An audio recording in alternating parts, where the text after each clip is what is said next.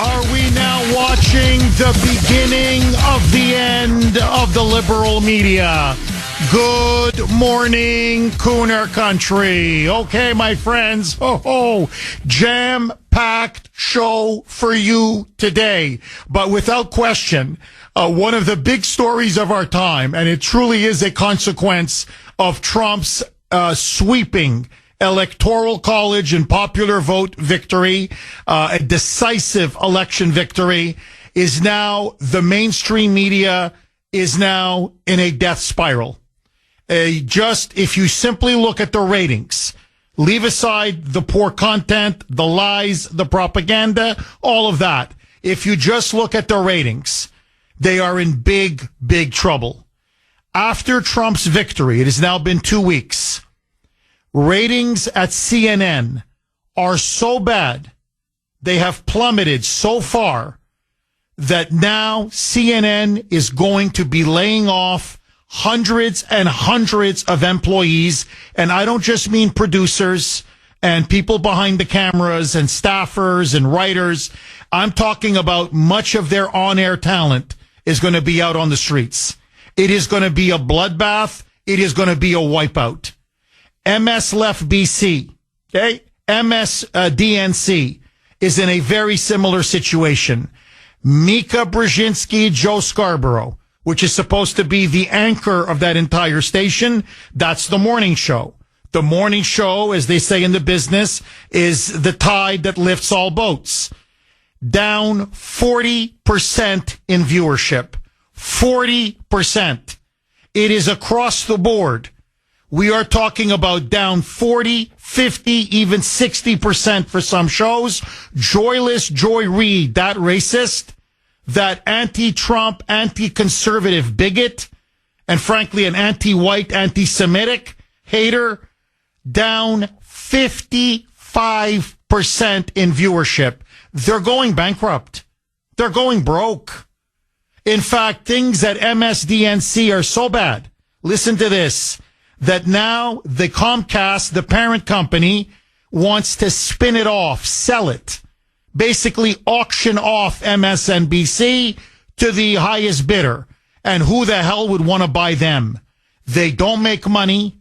They are a viper's nest of rabid anti-Trumpers and radical leftists who now have egg all over their face. But it's not just MSNBC or this is CNN.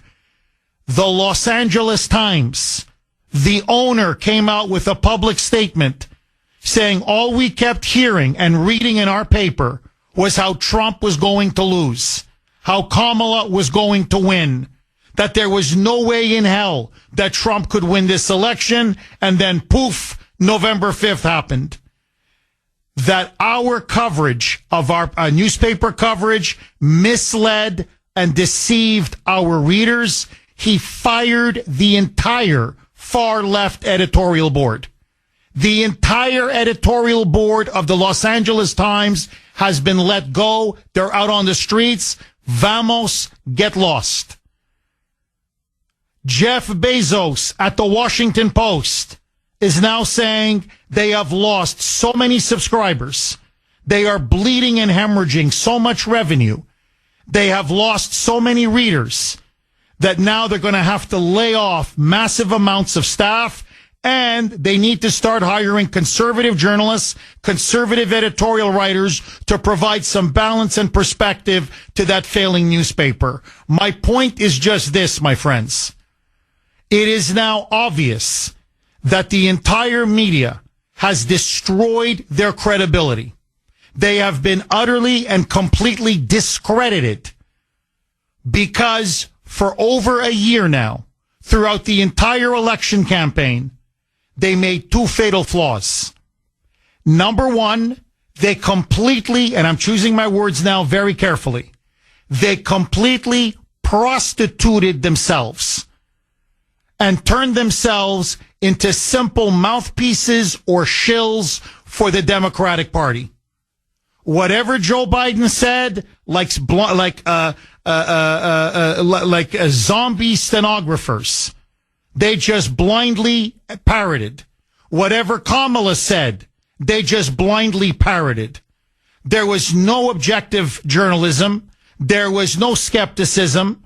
They never challenged the Democrats ever on any of their bogus claims, their destructive policies, and clearly the campaign that was the political equivalent of the Titanic. But it's not just that they became propagandists for the Democratic Party, marching in lockstep with them. They made a second, and I kept predicting this over and over again, a second fatal mistake. And this one, for me, is, believe it or not, the most unforgivable of all. The first one was extremely bad. The second one was a crime. And that was their decision to repeat the Democrat lie, the Biden lie, the Kamala lie, that the election of Donald Trump would signify Hitler 2.0. That on November 5th, the United States would be transformed, their words, not mine, into a Fourth Reich, into a Nazi, fascist, Hitlerian state in which the Constitution would be suspended, in which democracy would be dead, and we would now see the rise of a new Führer, a new Hitler, that would now impose a racist, fascist police state upon the entire country. Gays and lesbians were going to be thrown into concentration camps. Political opponents were going to be rounded up and thrown into jail. Journalists, judges, members of Congress, Democrats, everybody now was going to internment camps or into prisons. Many of them, they said, were going to just be, quote unquote, disappeared. This level of hysteria, of frankly insanity, of lies, I said you will never recover from this. Ever, ever, ever. Because the problem is, what happens the day after? What happens when Donald Trump wins and there is no Hitler, and there are no death camps, and there are no internment camps, and there are no mass arrests, and people still have the right to vote, and the constitutional republic still stands? And this was clearly shown when Joe Biden invited Trump to the White House, and when pressed by the media, is he still Hitler? He just nodded his head, shaked it back and forth, and said no. And said he was going to guarantee a smooth transition. You don't meet and have coffee with Hitler. You don't guarantee a smooth transition with Hitler. In fact, Democrats were already saying, we can maybe make a deal with him on issue after issue after issue after issue. And you want to talk about the height of hypocrisy. You want to talk about phonies and frauds. I want you now to listen to this. This is Joe Scarborough and Mika Brzezinski on MSDNC's morning show, that useless show nobody now watches. These are the exact same people who for the last year, and especially the last month, have been saying a vote for Trump is a vote for Hitler. A vote for Trump will be the end of democracy as we know it. Women are going to be thrown into internment camps. There will be a white supremacist, racist regime that will be imposed upon the United States. As Joe Scarborough said, Donald Trump is a Nazi. Voting for him will usher in a new fascist Nazi era in America. Mika Brzezinski cried on the air, literally crying, saying that this would be the end of America. Well, that was then, and this is now. Because apparently on Friday, the married couple, these two lefty losers, did a pilgrimage, yes, to Mar-a-Lago, in which they kissed the evil orange Hitler's ring. And listen to them saying we need to establish better communications We need to understand the election is over. Roll cut 2, Mike. Now, we talked about a lot of issues, including abortion, mass deportation, threats of political retribution against political opponents, and media outlets. We talked about that a good bit. And it's going to come as no surprise to anybody who watches this show, has watched it over the past year or over the past decade, that we didn't see eye to eye on a lot of issues, and we told him so. What we did agree on was to restart communications.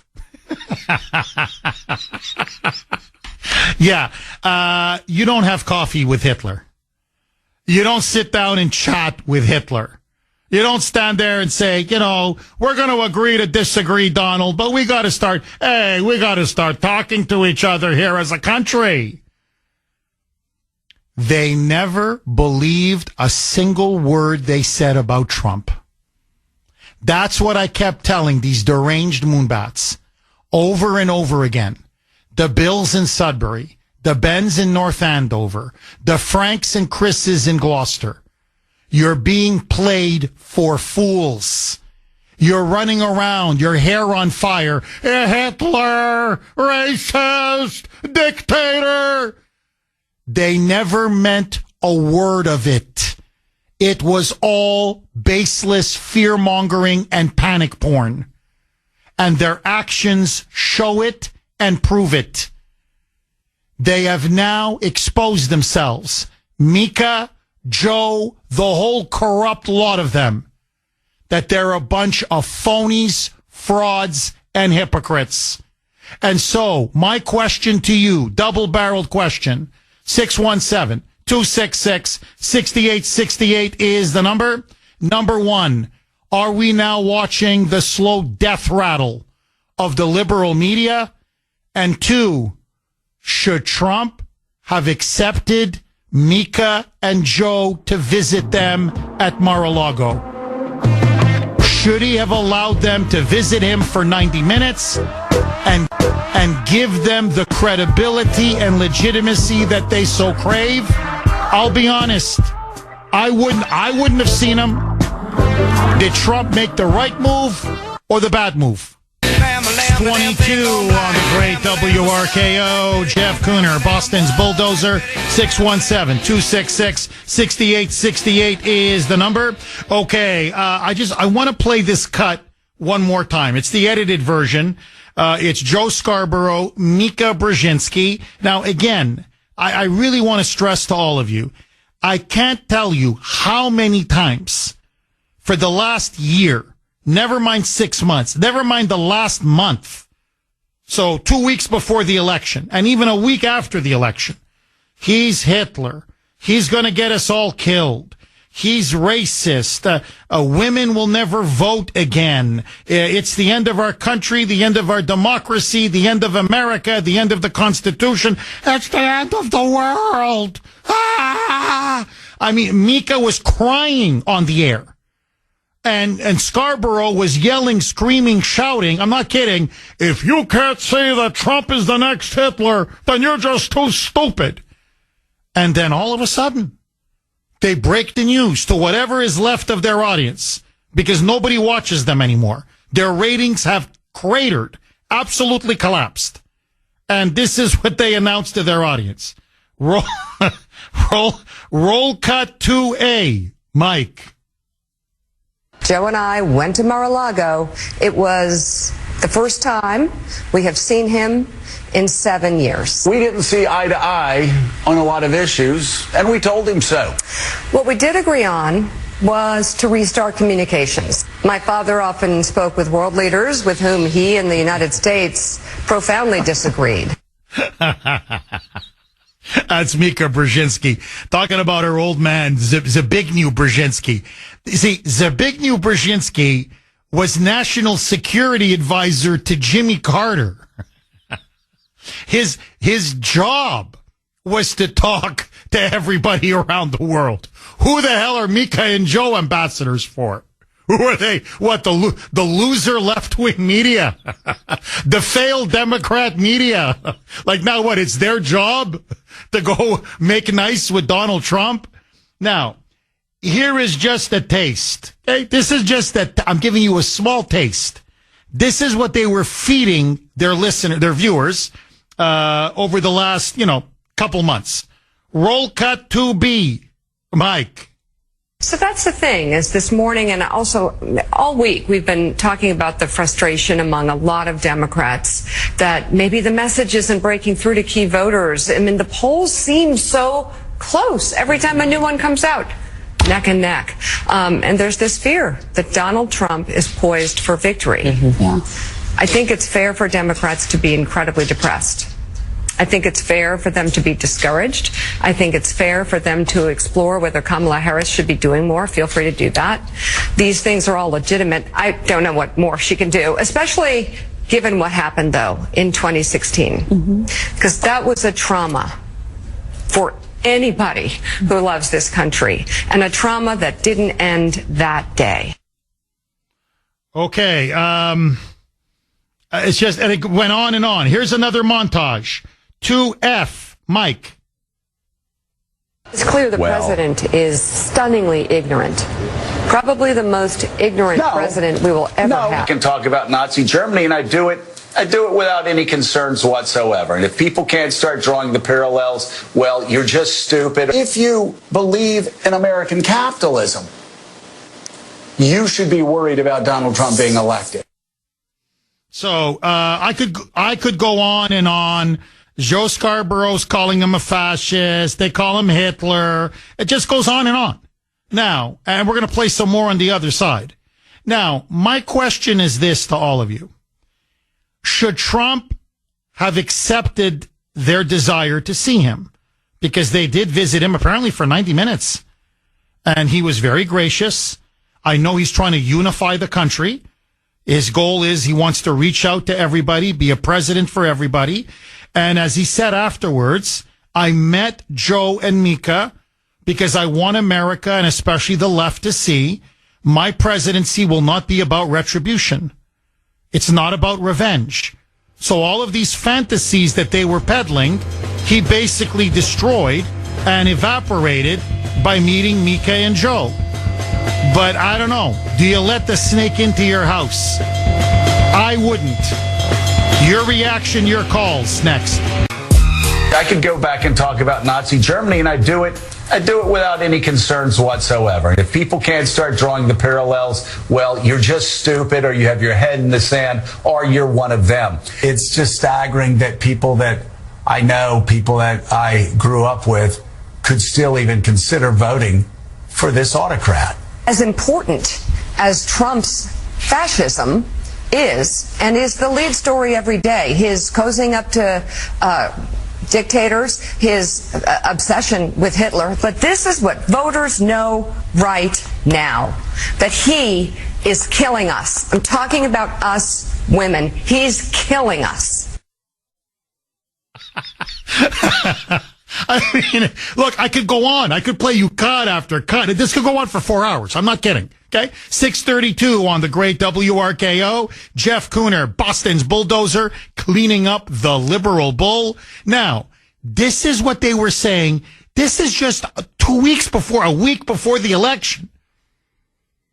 On Friday, they go down to Mar-a-Lago. They ask Trump, hey, you know what? You won. Tail between their legs. They go there and they want to kiss now the evil orange man's ring. And so Trump, gracious, he's a president, wants to unify everybody. I get it. Says, okay, I'm not bearing any personal grudges. You know, if I was Hitler, you guys would be dead by now. Okay, if I was what you said I was, you'd both be dead. If I was actually Hitler. Instead, come on down. They go to Mar-a-Lago, 90 minutes. Even Mika and Joe admitted he was gracious. He was generous. A lot of food, a lot of drink. I mean, when I say coffee, it was a hell of a lot more than coffee. Okay, believe me. He treated them extremely well. And they come back and say, well, we spoke eye to eye with him. We told him we don't agree with him on certain issues. But you know what? We got to start communicating. We got to end the division in this country, the political warfare in this country. So they go from saying you just heard the montage. Literally, this was them yesterday on their show. Okay, I want to play it one more time because this to me captures the essence of why the liberal media has lost all credibility, why it's morally and intellectually bankrupt.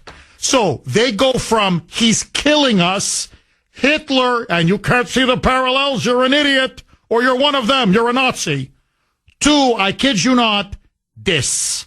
Roll cut to Mike.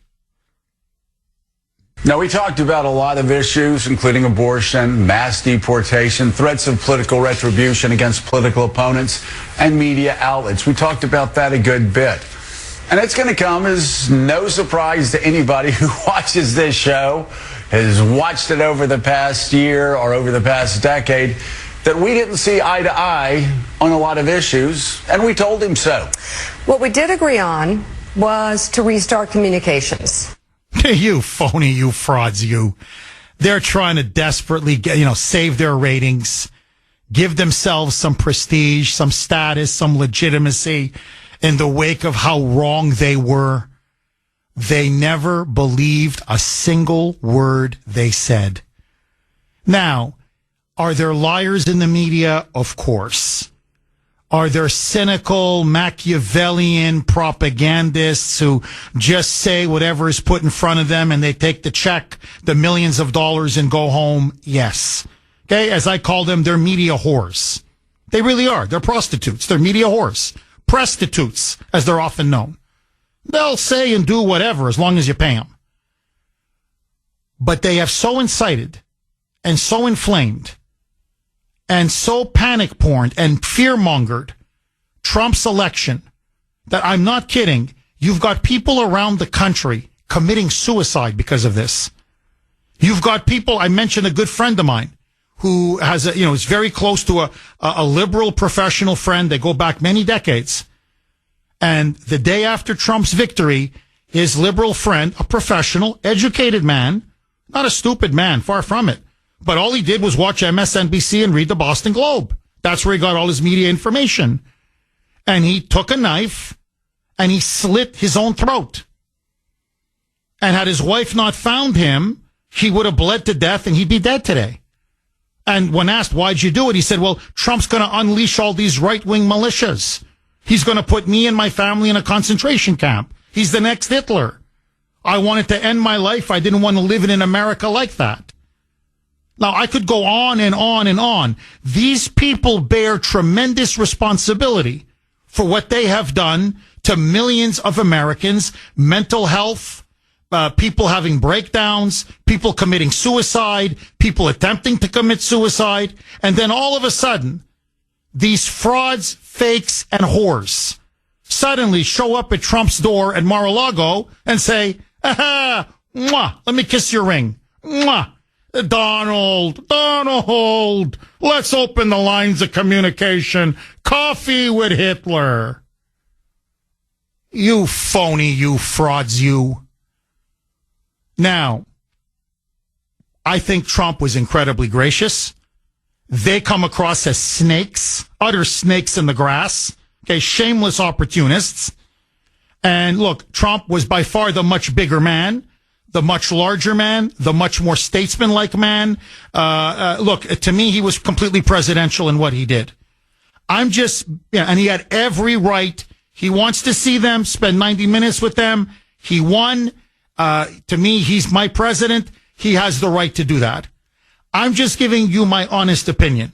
I would not have let him in. Personally, I would have told him, go fly a kite. Why? You don't let snakes into your home. You don't invite snakes, and these two are snakes. And I'm telling you, they're going to bite him again.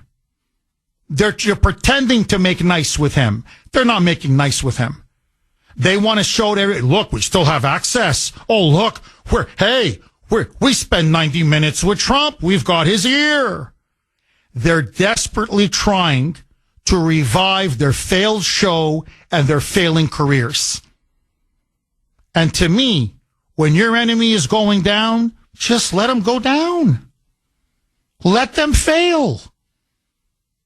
I would not have met him. Personally, I would not have done it. Now, many of you disagree, and my wife being one of them, Dr. Grace texted me during the monologue and said, this is what she wrote, quote, if Trump hadn't met Mika and Brzezinski, they wouldn't be exposed. They now look ridiculous with like 6 exclamation points. So in other words, Jeff, I hear you. I understand you, but Trump's playing 3D chess. So let me ask all of you, should Donald Trump have met with Mika Brzezinski and Joe Scarborough? And are we now watching the beginning of the end of the liberal media? Dave in Pennsylvania. Thanks for holding, Dave, and welcome. Hey, what's up, Jeff? It's your Western PA correspondent. What's going on, buddy? I'm doing great. How are you, Dave? Good. Hey, Jeff, you looked good on Wendy Bell's show the other day. The beautiful Wendy Bell here from beautiful Pittsburgh, PA. Red Pittsburgh, PA, I might add. Red, buddy. Thank you. I love doing her show. No, Wendy Bell is a great host, and I love doing her show on Newsmax. Dave, I'm just curious. What do you think about the Trumpster? He gave them 90 minutes, Mika and Joe. They now say they want to open up and establish communications, that we have to start talking to each other, Dave. Would you have let them in like Trump did, or would you have shown them the back of your hand?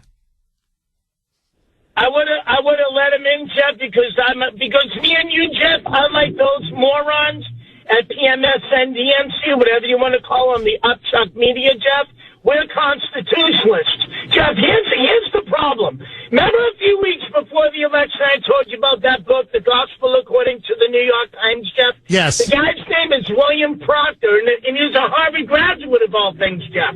You know what? Believe it or not, they used to put conservatives out back in the day. But anyways, that's for liberals to chew on, which of course they won't understand, like Bill and Sudbury. But Jeff, no, it runs right along the lines with the book Bias by Bernie Goldberg. I know you know, everybody knows Bernard Goldberg. Well, Jeff, it's kind of like a prophecy about today, how the media was going to turn and this and that. Jeff, listen, I got no problem with Mika and Joe Scarborough, or Scarborough, as I call them, okay? Let them commit, but set the guidelines. Say, look, you're interviewing me. This is how it's going to go. If you don't like it, you can kiss my rear end.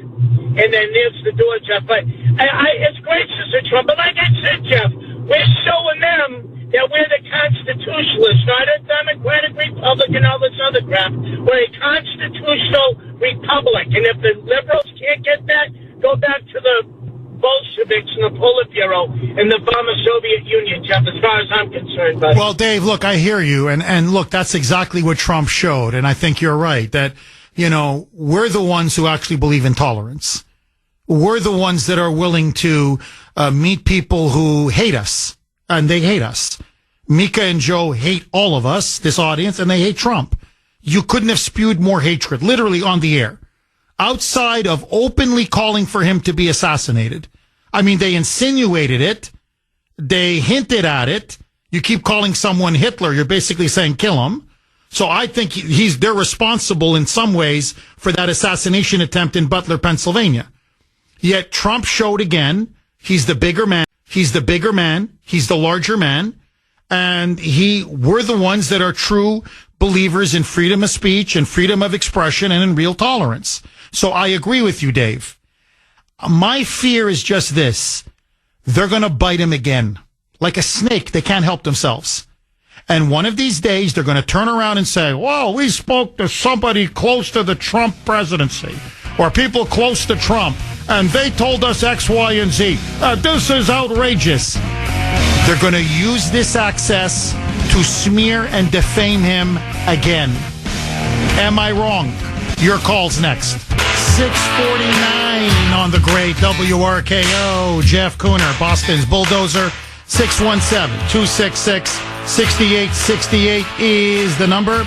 Okay, I just want to read to you very, very quickly what I got, a really good text message that I just got from 603. And I think it really sums up why the entire corporate media, the liberal media, the establishment, so-called mainstream media, whatever you want to call it, is now in deep crisis. As I said, CNN is now poised hundreds of layoffs from everything I've been reading, media reports. And it's not just going to be people behind the scenes. We're not just talking staffers, producers, assistants. It's going to be the quote unquote on-air talent. In other words, the Jake Tappers, the Wolf Blitzers, all of these losers who have no ratings. Nobody watches them anymore, but who kept predicting over and over that Kamala was going to win, that Trump was going to lose, and that Trump was going to be the next Hitler. And of course, Trump is now on his way to being inaugurated, and there's no Hitler. There's no Nazi revolution. There's no jailing of political opponents, setting up internment camps, putting judges and journalists in jail. Everything that they predicted turned out to be 1,000% false. A pack of lies. So they have no ratings. They have no revenue, and their credibility is up in smoke. Why you would ever watch them, why you would ever believe them again is beyond me. And so in response to this is what 603 wrote. Quote, Jeff, just as you're reporting, the ratings for the mainstream media, quote unquote, are absolutely tanking. Yet at the very same time, with radio shows like yours, the Kuhner Report, alternative podcasts, and independent media outlets, what I like to call the quote-unquote truth media, the ratings are skyrocketing. Why is that? It's simple. These later examples don't peddle BS to their audiences, and people are starting to figure out that they're being lied to by these bought-off propagandists. My advice to the so-called mainstream media is simple. Honesty matters, and the truth shall set you free. Try it sometime. It's not that hard. Look, he or she, 603, is completely right. Absolutely, completely right. That's why they now have a massive credibility crisis. You keep lying and lying and lying and lying and lying, and eventually no one's going to believe you. And the only people they have left that watch them, because essentially what these networks have done is they have alienated everyone to the right of Fidel Castro. So every other voting bloc, voting segment, people of whatever different political persuasions, if you're half sane, why would you watch this garbage night after night after night after night? Like I said, unless you're, Fidel Castro, unless you're a hardcore Marxist communist, I'm talking far left progressive, okay? A moonbat's moonbat. Why would you watch any of this or read any of this? And so they're in a doom loop, as they say, because the very few viewers or readers they have left are these hardcore fundamentalist far leftists who will not tolerate any deviation from the party and the party line. And so now it's all about affirmation and confirming their worldview. So all they keep saying now is, we're going to win. We're going to win. Kamala's going to win. Trump is going to win, because that's what their far left base wants to hear.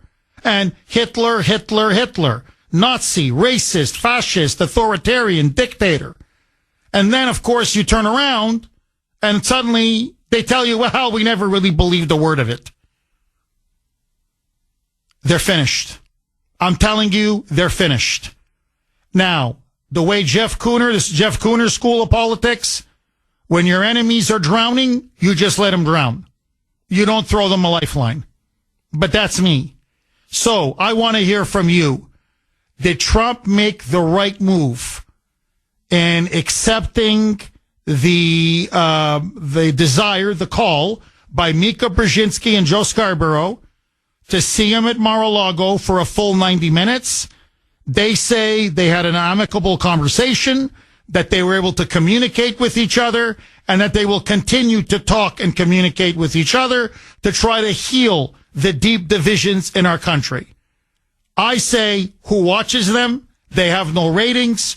Who cares what they say anymore? And nothing good can come from this. They're going to bite them like a snake bites everybody in the end. Agree, disagree, lines are loaded. Paul in Winchester. Thanks for holding, Paul, and welcome. Hey, Jeff, good morning. Hi, Glad Paul. to be part of the show.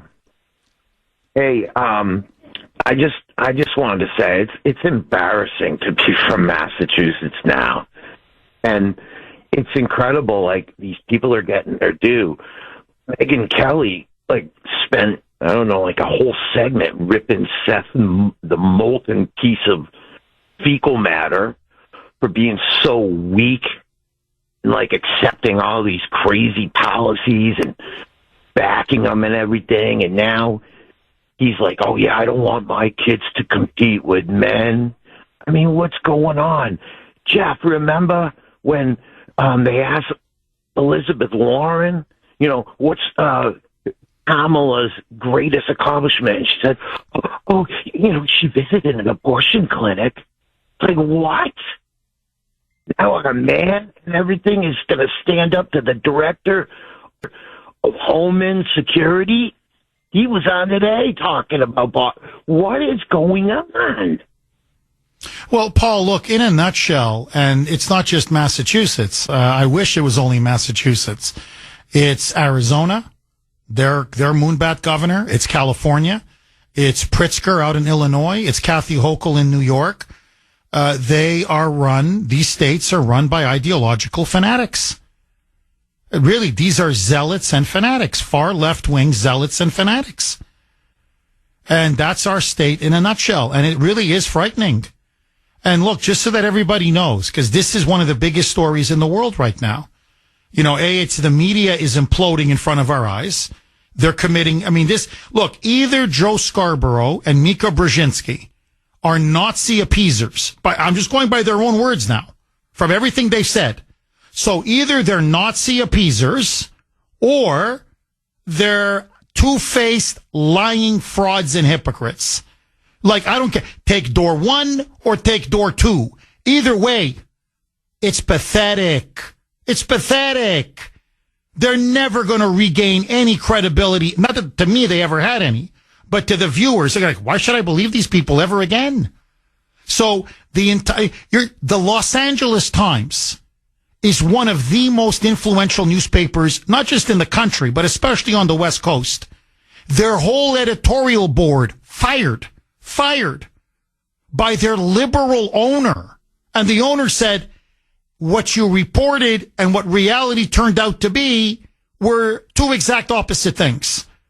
Every day I read in my own newspaper that I'm paying all your salaries for, that Kamala is going to win this race, that Trump is badly out of touch, and that he's the second coming of Adolf Hitler.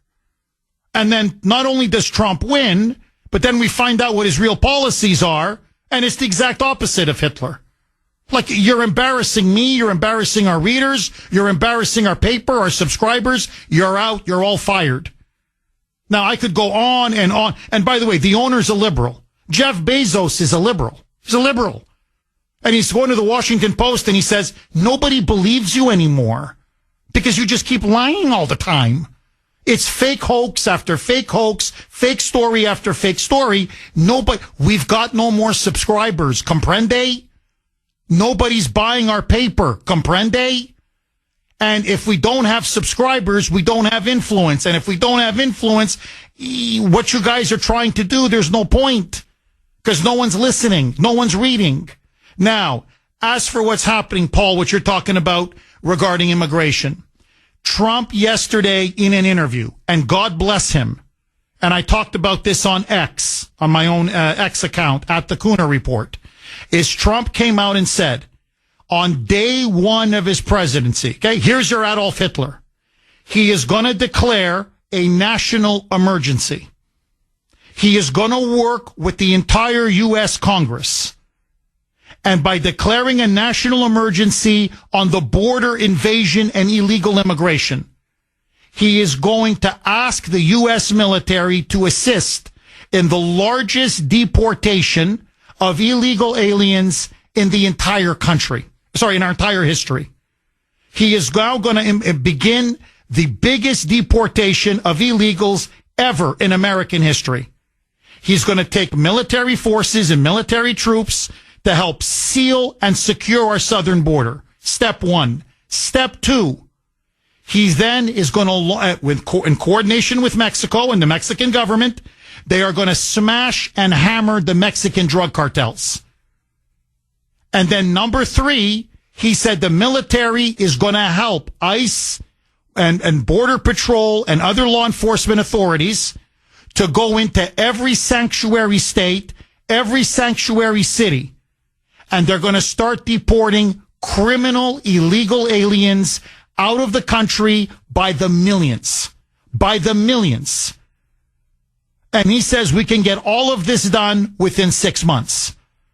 So the U.S. military will now be deployed to stop the border invasion, destroy the Mexican drug cartels, and start deporting millions and millions of illegals.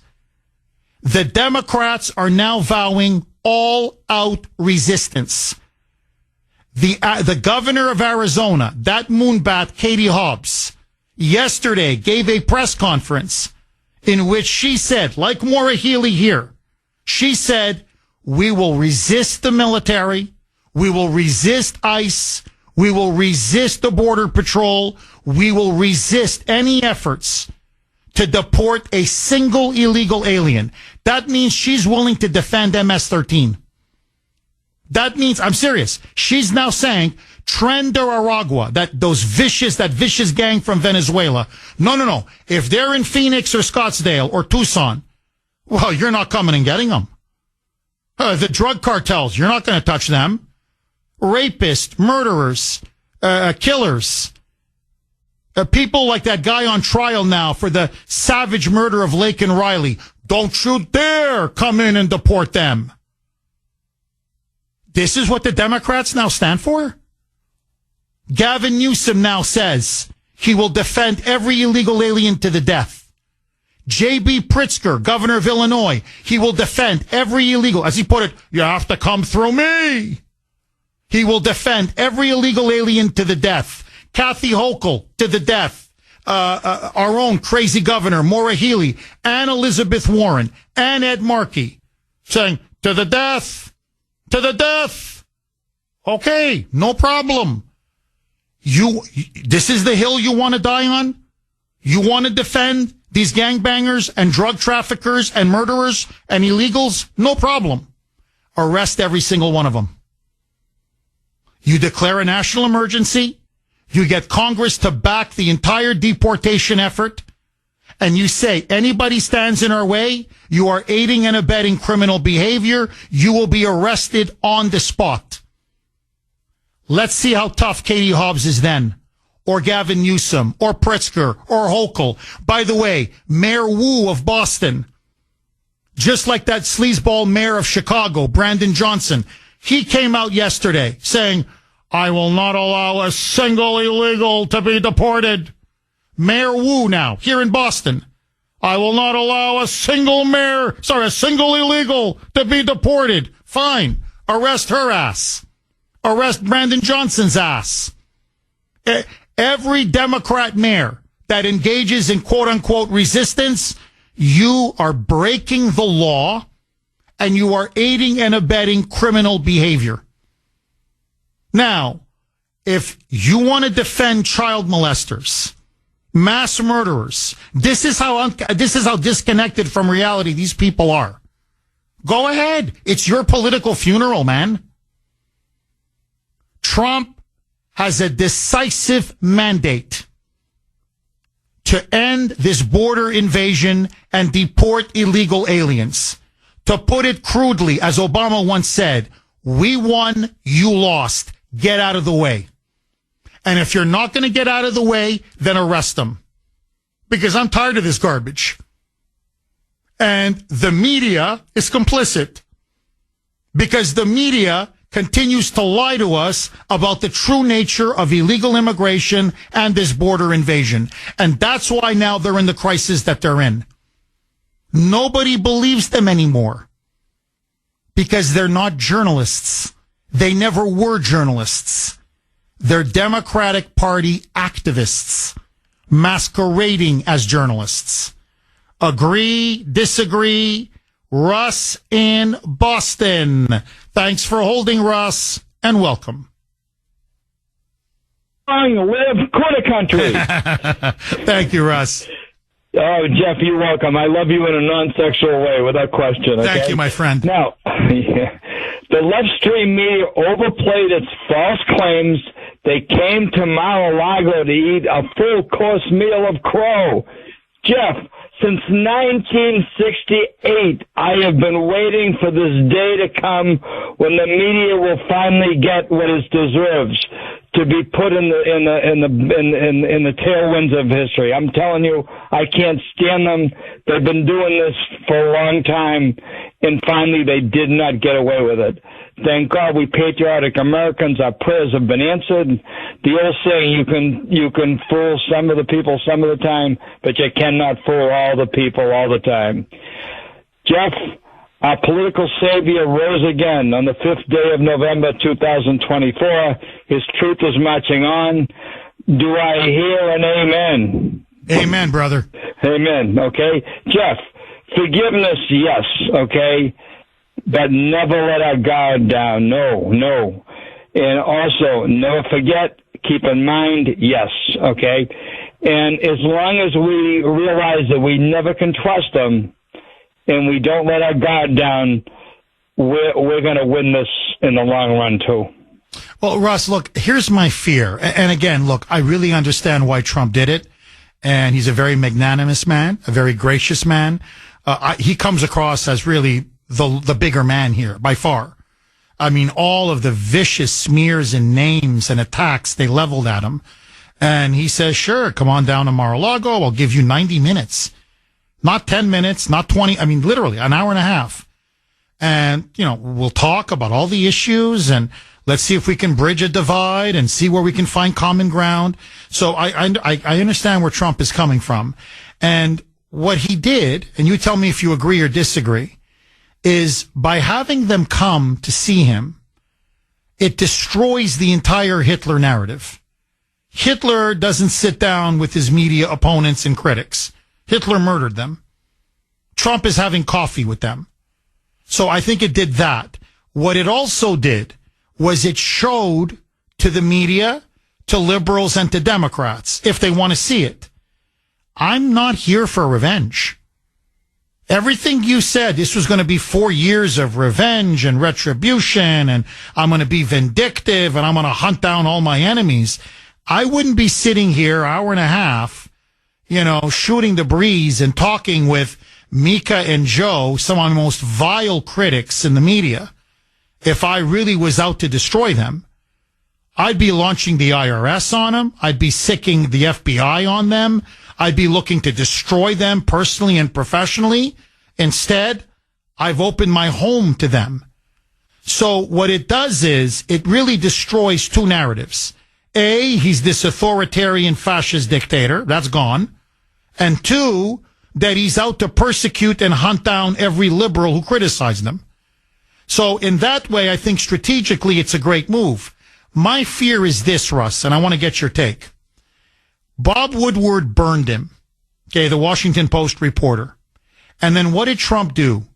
Remember, he went back and gave him another interview. And Woodward burned him again.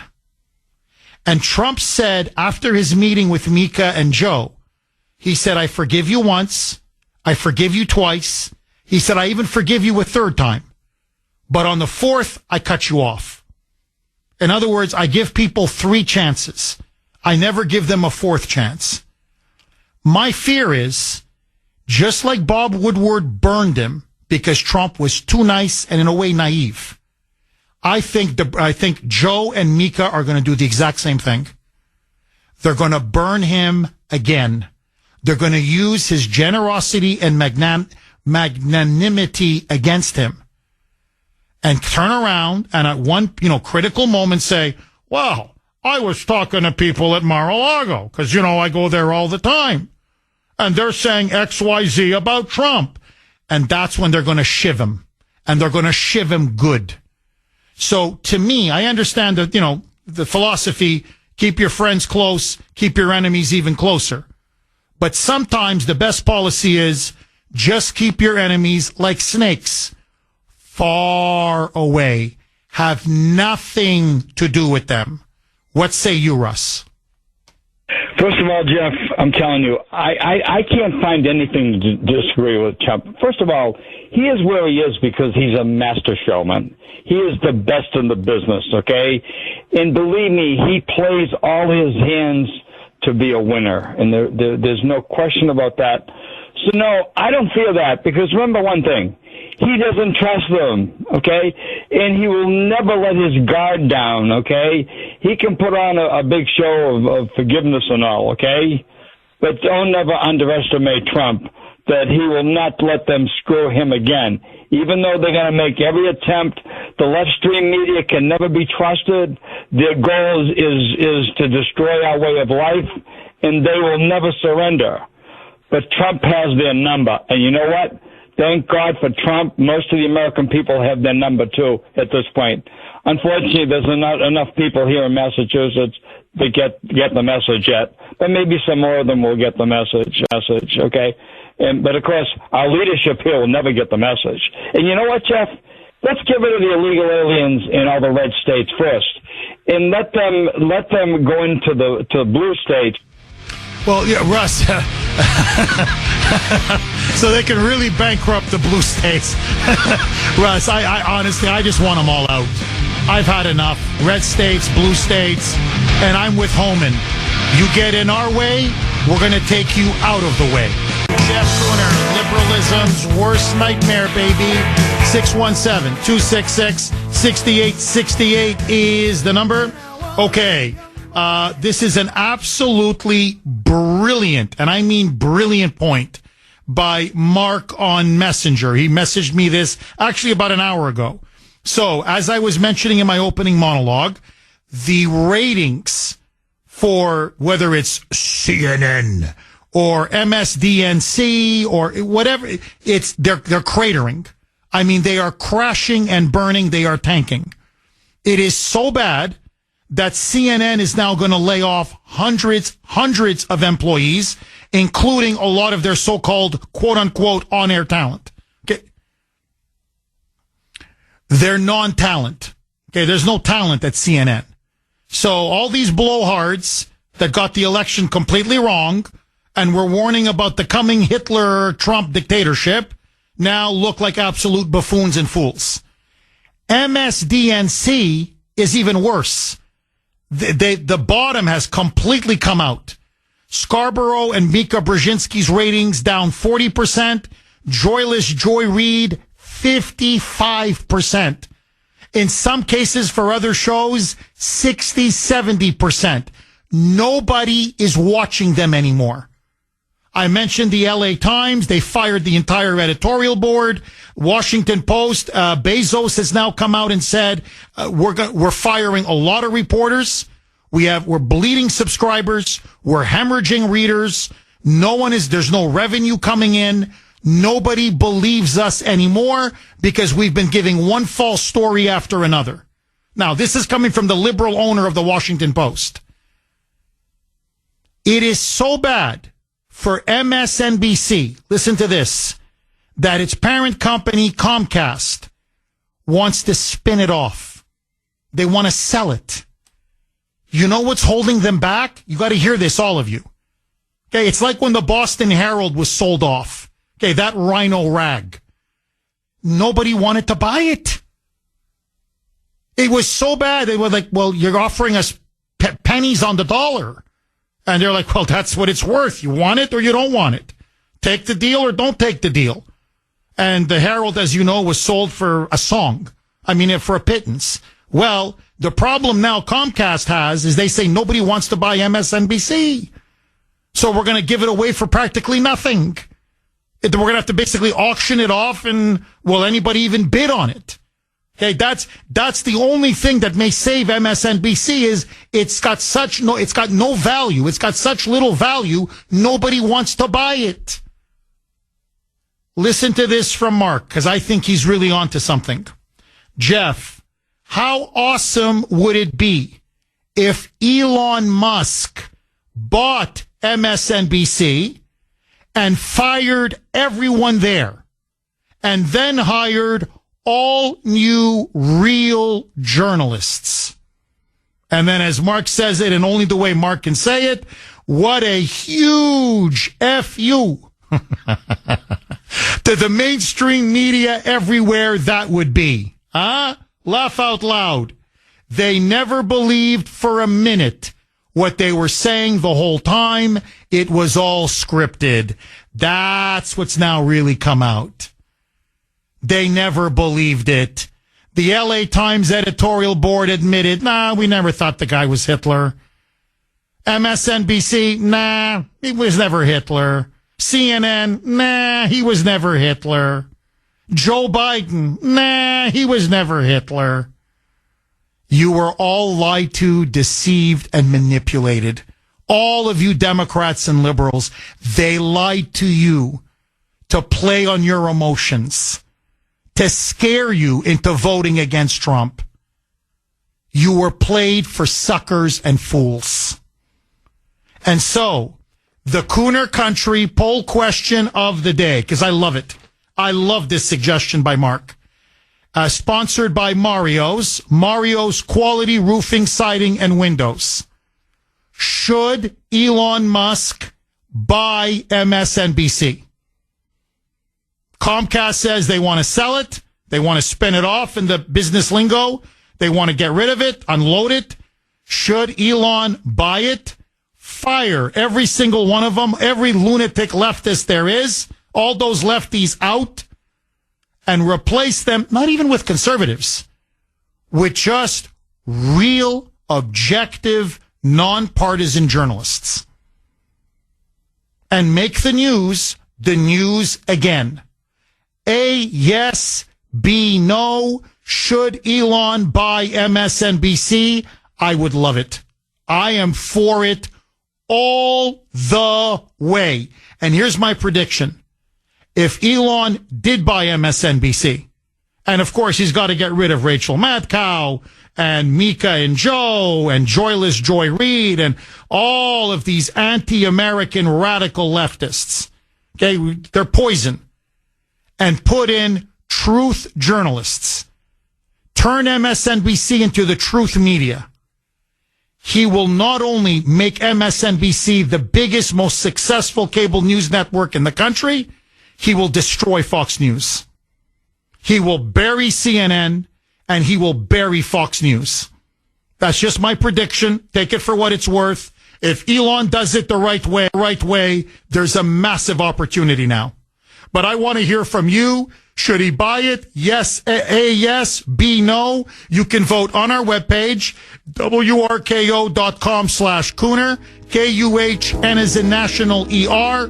If you prefer, you can vote via X. My handle there, at the Kuhner Report, all one word, Kuhn as in national ER.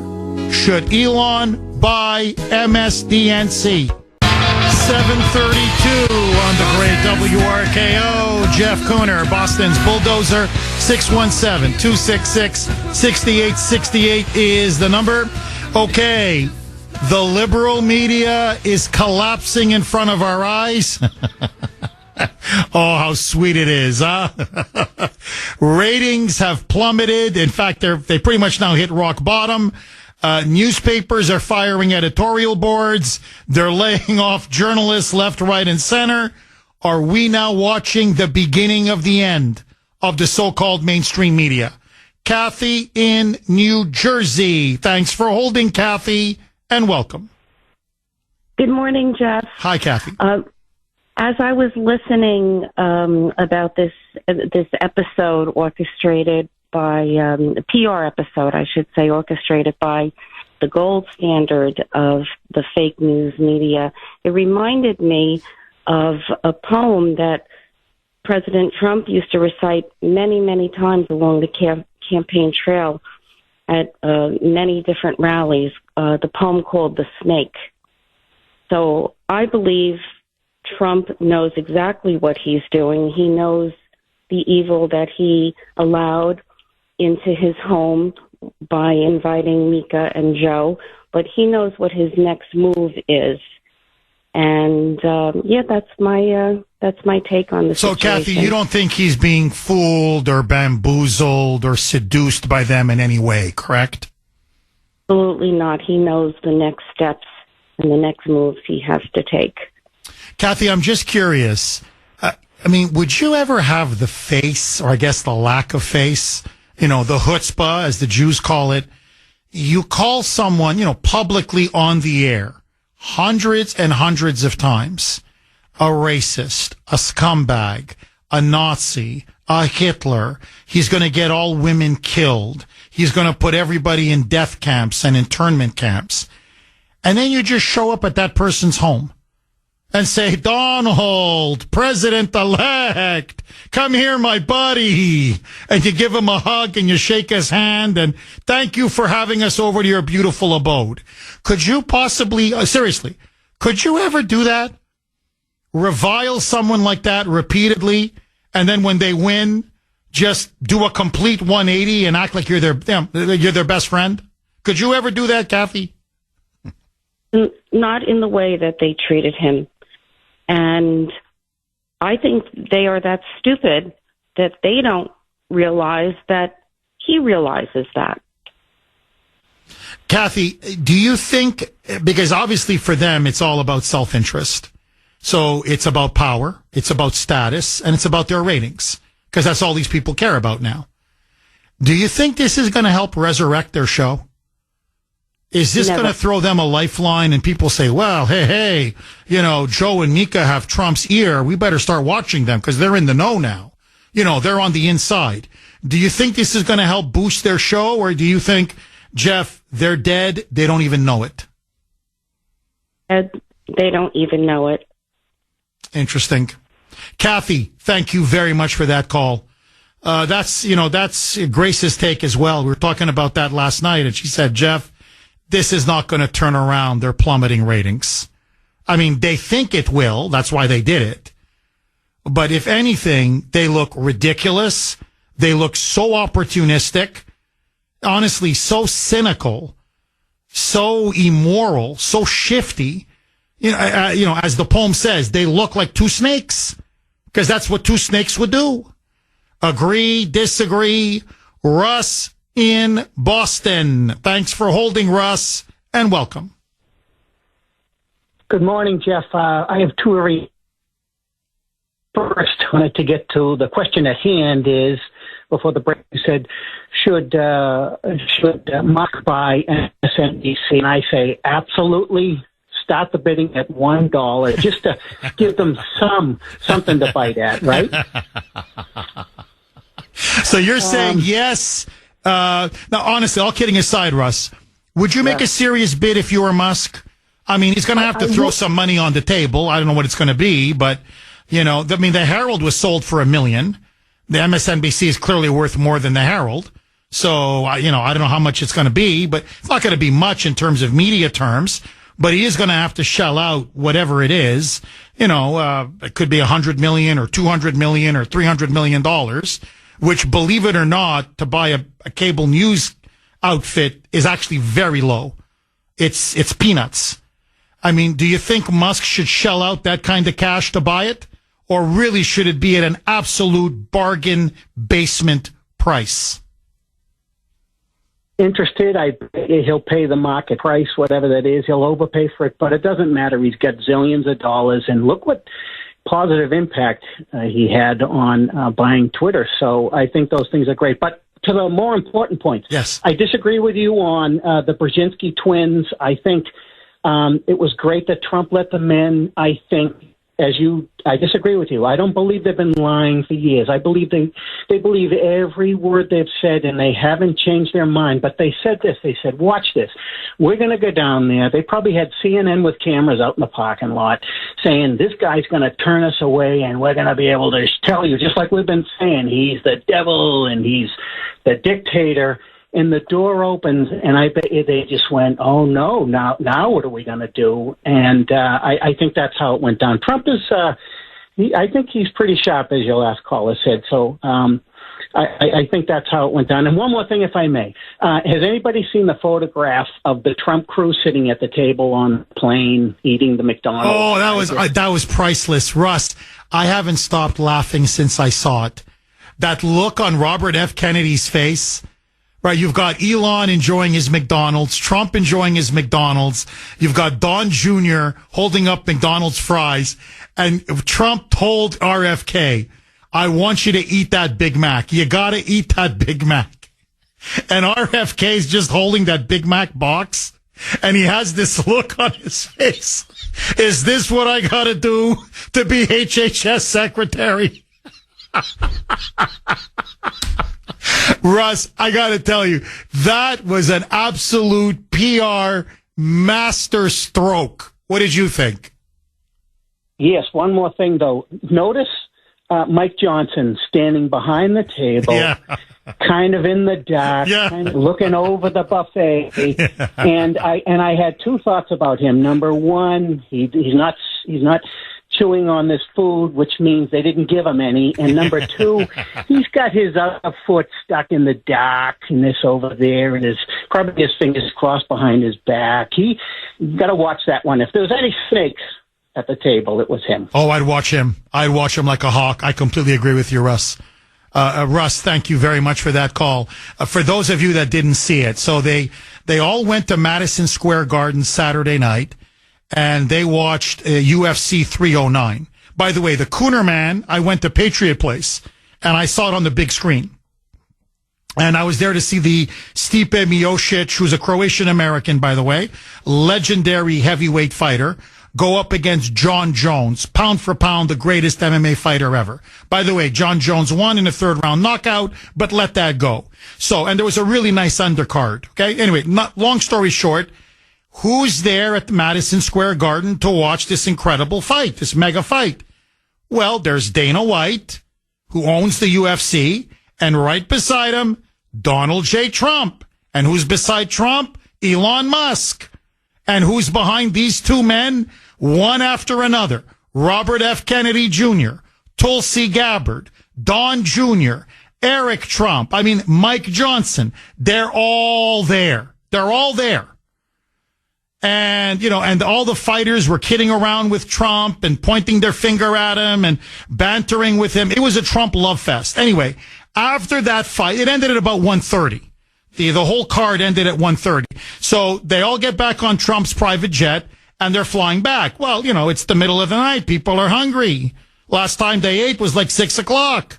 And, they've been at Madison Square Garden watching the fights, cheering and yelling and screaming and, bantering and having a good time. So there they are, all on Trump's plane. And Trump is sitting at a booth. It's hilarious. And so he's right there. He's on the far end. You've got Elon right beside him. And then across is, Don Jr. and there's RFK. It's the four of them sitting at a booth. And then there's Mike Johnson, Meager Mike. He's not sitting with them, but he just kind of like intrudes his head. You just see his head as they're taking a group photo. And it's almost like he wants to be like part of the team, like desperately trying to be part of the inner circle. And there's Meager Mike sticking his head in. And they're all eating McDonald's. But I swear, the funny part is you've got RFK just holding that box with a Big Mac in it. And the other three are just laughing because you can see RFK's face. Like, this is poison. I don't want to eat this. I've never eaten this. I never will eat this. So anyway, but I guess they said, come on, Bobby, come on, just hold it up for the camera. Hold it up. So anyway, people are wondering, did he actually eat the Big Mac? My answer, no. You look at that face. It was like, that's like eating cyanide. There was no way he was going to take even a bite out of that Mac. 748 on the great WRKO. Jeff Kuhner, Boston's Bulldozer. 617-266-6868 is the number. Michelle in Arlington. Thanks for holding, Michelle, and welcome.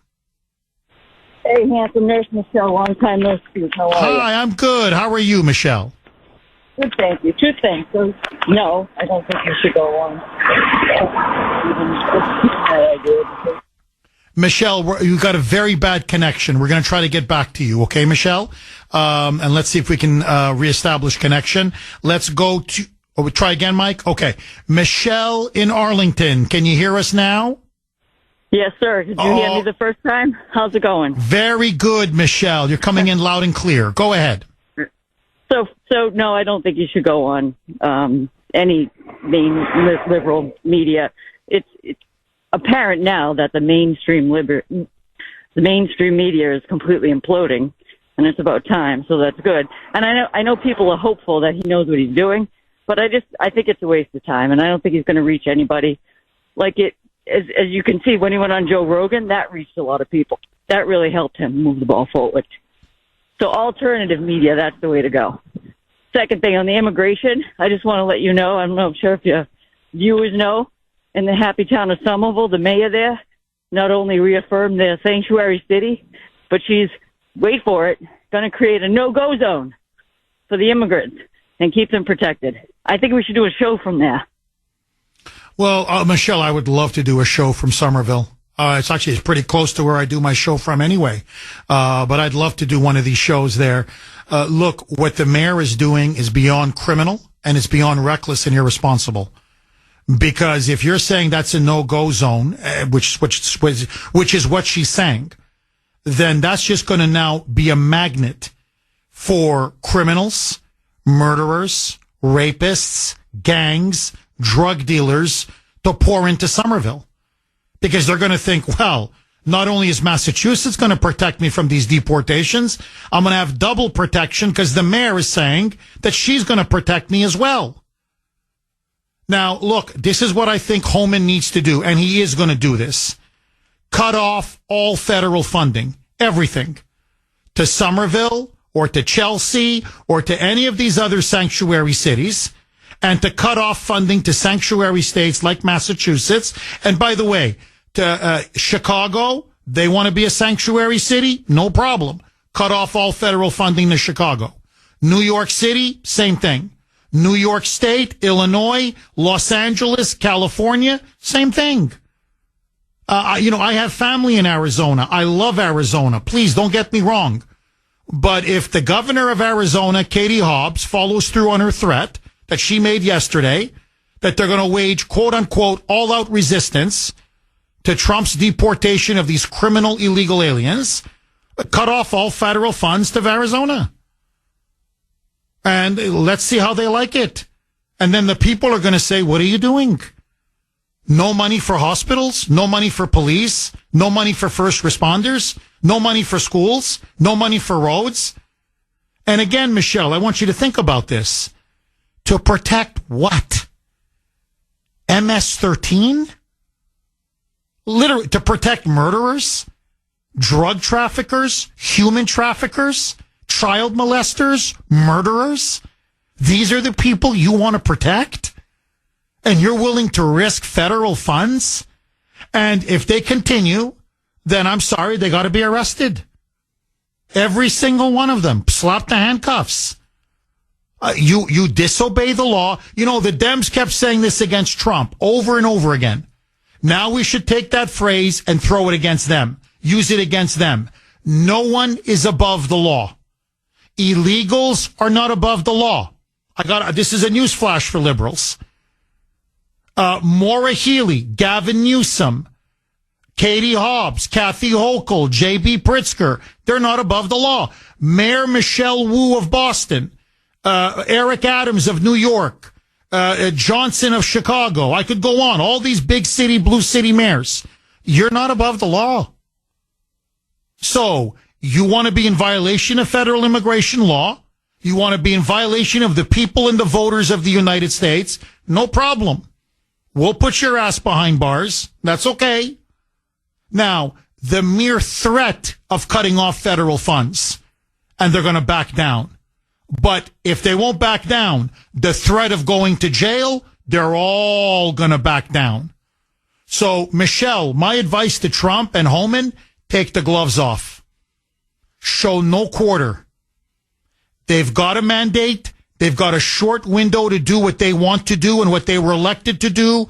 Go ahead and do it. Final word to you, Michelle. Interesting, Jeff, is that the good governor lives in Arlington, and that's right next to Somerville. So I don't know if anybody's been through Davis Square in Somerville. It's become a nice sanctuary, little hangout for people, and it's really degrading the whole town. There's been an uptick in crimes and assaults and batteries, but you don't see that in Arlington Center.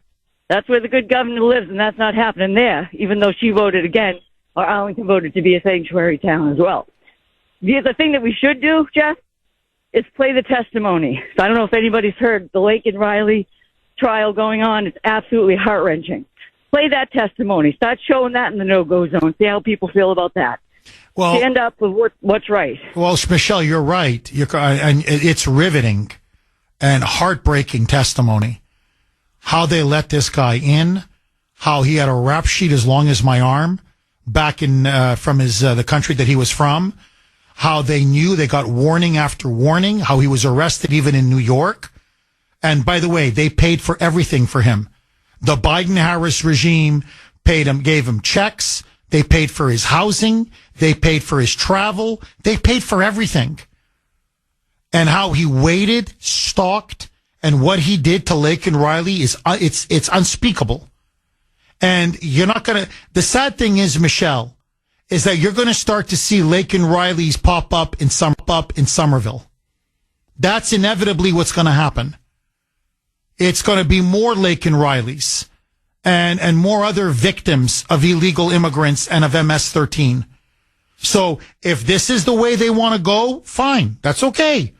It's time to start putting these governors and mayors behind bars. Cut all their federal funding, and if that won't do it, maybe 6 months or a year in jail. And maybe that'll sober them up. Michelle, thank you very, very much for that call. 617-266-6868. Okay. You want to know why the liberal media is completely tanking? Why they are I'm talking their ratings are cratering across the board, every outlet, whether it's print, radio, TV, it doesn't matter. Listen now to this. This is Sunny Hostin on The View. And this is now 2 weeks later. And we've had poll after poll, analysis after analysis, where people who voted for Trump were interviewed again and again and again. And they were asked, why did you vote for Donald Trump? And the number one issue was the economy. And when they drilled down and said, well, what in particular? The soaring inflation, the high food and grocery prices, the soaring price of gas at the pump, my utility bills, my energy bills, the cost of living. We just could not survive under Biden. Okay, that was the number one reason. The number two reason, what we're talking about now. This huge influx of illegals, 15, 20 million, unchecked, unvetted, pouring into our country. And the crime that came with it, the disease, the drugs, the fentanyl, all of it. And that was issue one, and that was issue two. Now, this is indisputable. And instead of saying, maybe we should change our policies. Maybe Biden and Harris got it completely wrong. Maybe they shouldn't have opened up the border. Maybe they shouldn't have been spending trillions of dollars. Maybe they should have really unleashed energy independence and drilling oil and natural gas like Trump did, instead of, for example, killing the Keystone XL pipeline on day one. Maybe they were the architects of their own doom and demise. No. Keep preaching that old-time religion, baby. Listen now to Sunny Hostin. Roll cut 4, Mike. I know that as a country, it's very difficult for people to believe that racism and misogyny, they're just alive and well. I think that we don't want to think that about ourselves, our neighbors, our friends, but it's my lived experience tells me that it does still exist, even if your lived experience doesn't tell you that it exists. And, you know, the facts support that. I think we have a graph. If you look at there's a clear racial divide in who voted for Trump as opposed to who voted for Kamala Harris. It's very clear. It's not only clear by race, but it's also clear by education. And so the notion somehow that is not true. This is by education. Those who attended college voted for her at a higher degree than those that didn't.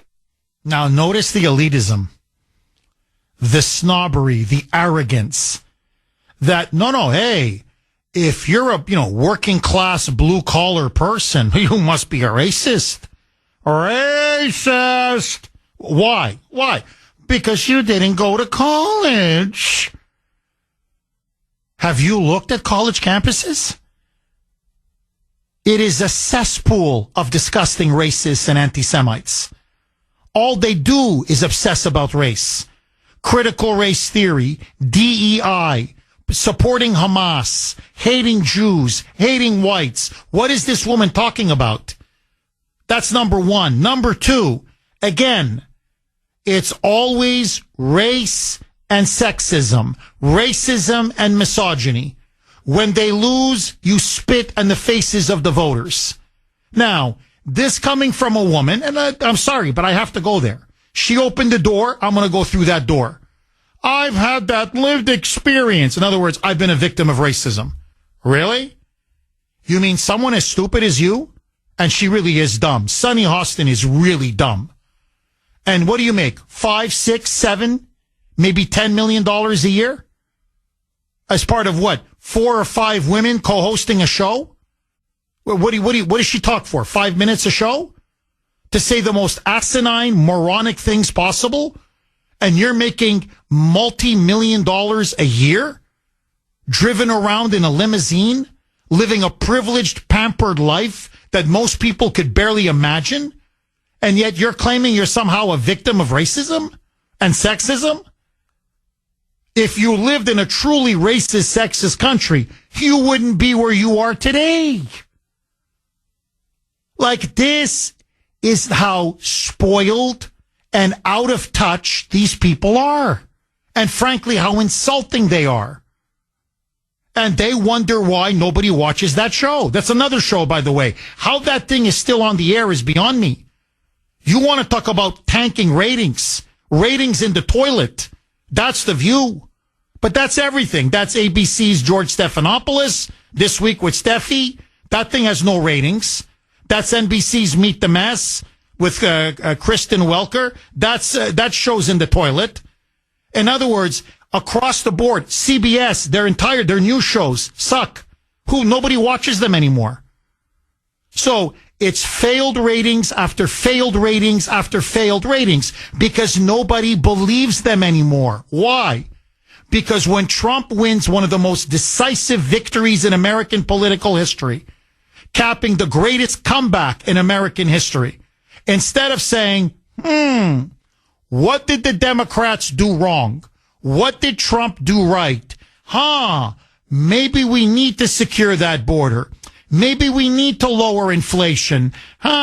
Maybe we need to have the economy work for all Americans. Maybe crime is out of control. Maybe we do need to have energy dominance. Nope. Country sucks. Racist, misogynistic, sexist, Hitler.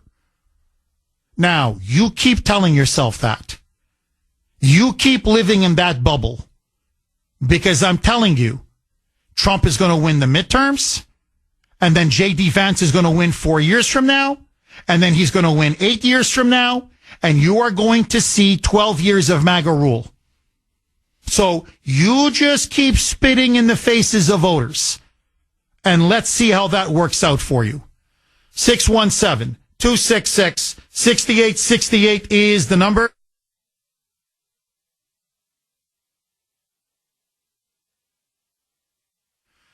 Okay, ladies and gentlemen. Yeah, we've got some technical issues. We're going to resolve it right now. And we'll be back in a couple minutes. So hang on. I'm going to take all of your calls. I promise. The question before the House is the liberal media finished? And who do they have to blame? Your calls next.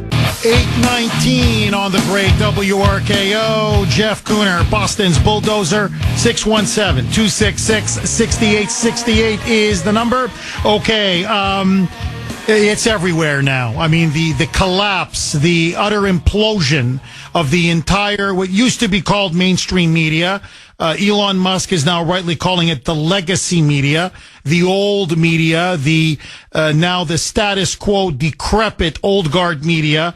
Ratings have cratered, tanking everywhere. Apparently now a lot of reaction. Joe Biden met with Hitler. Mika Brzezinski, Joe Scarborough met with Hitler, and now everyone's saying, well, we never meant it. We never meant it. We were just saying that to scare our viewers. Well, listen now to Elon Musk. This is what he wrote on X. Yes, the legacy, formerly mainstream media, just literally lied relentlessly. And that's why now they're in serious crisis. By the way, this is from Bostonians against Mayor Wu. And this statistic, all of you, please listen to this, because most of you are on the road. You're driving. You're calling in to the Kuhner Man or listening. Listen to this. In 2023, Massachusetts gave illegals driver's licenses. Since then, car insurance rates have soared 30%. 30%. Your car insurance, my car insurance, everybody's car insurance up 30%. And Governor Maura Healey and Michelle Wu, the mayor of Boston, you want to resist and block Trump's deportation of illegals? Are you crazy? And by the way, this 30% increase in car insurance, that's in New York, that's in Illinois, that's in Arizona, that's in California. In fact, I hear it's actually even higher in some of those border states like Arizona and California. And Newsom and Katie Hobbs now want to block Trump's deportation as well? They're crazy. They're nuts. Dan in New Hampshire. Thanks for holding, Dan, and welcome. Yes, Jeff, and Michelle is absolutely right. Katie Hobbs is a perfect example of rigged, corrupt elections. I can't believe nobody talked about this in New Hampshire, okay? They added already to a Republican majority 21 seats, state rep seats in the House, 2 state reps, state Senate seats in the House as well. And they also added a governor by name Mosley. And something wins?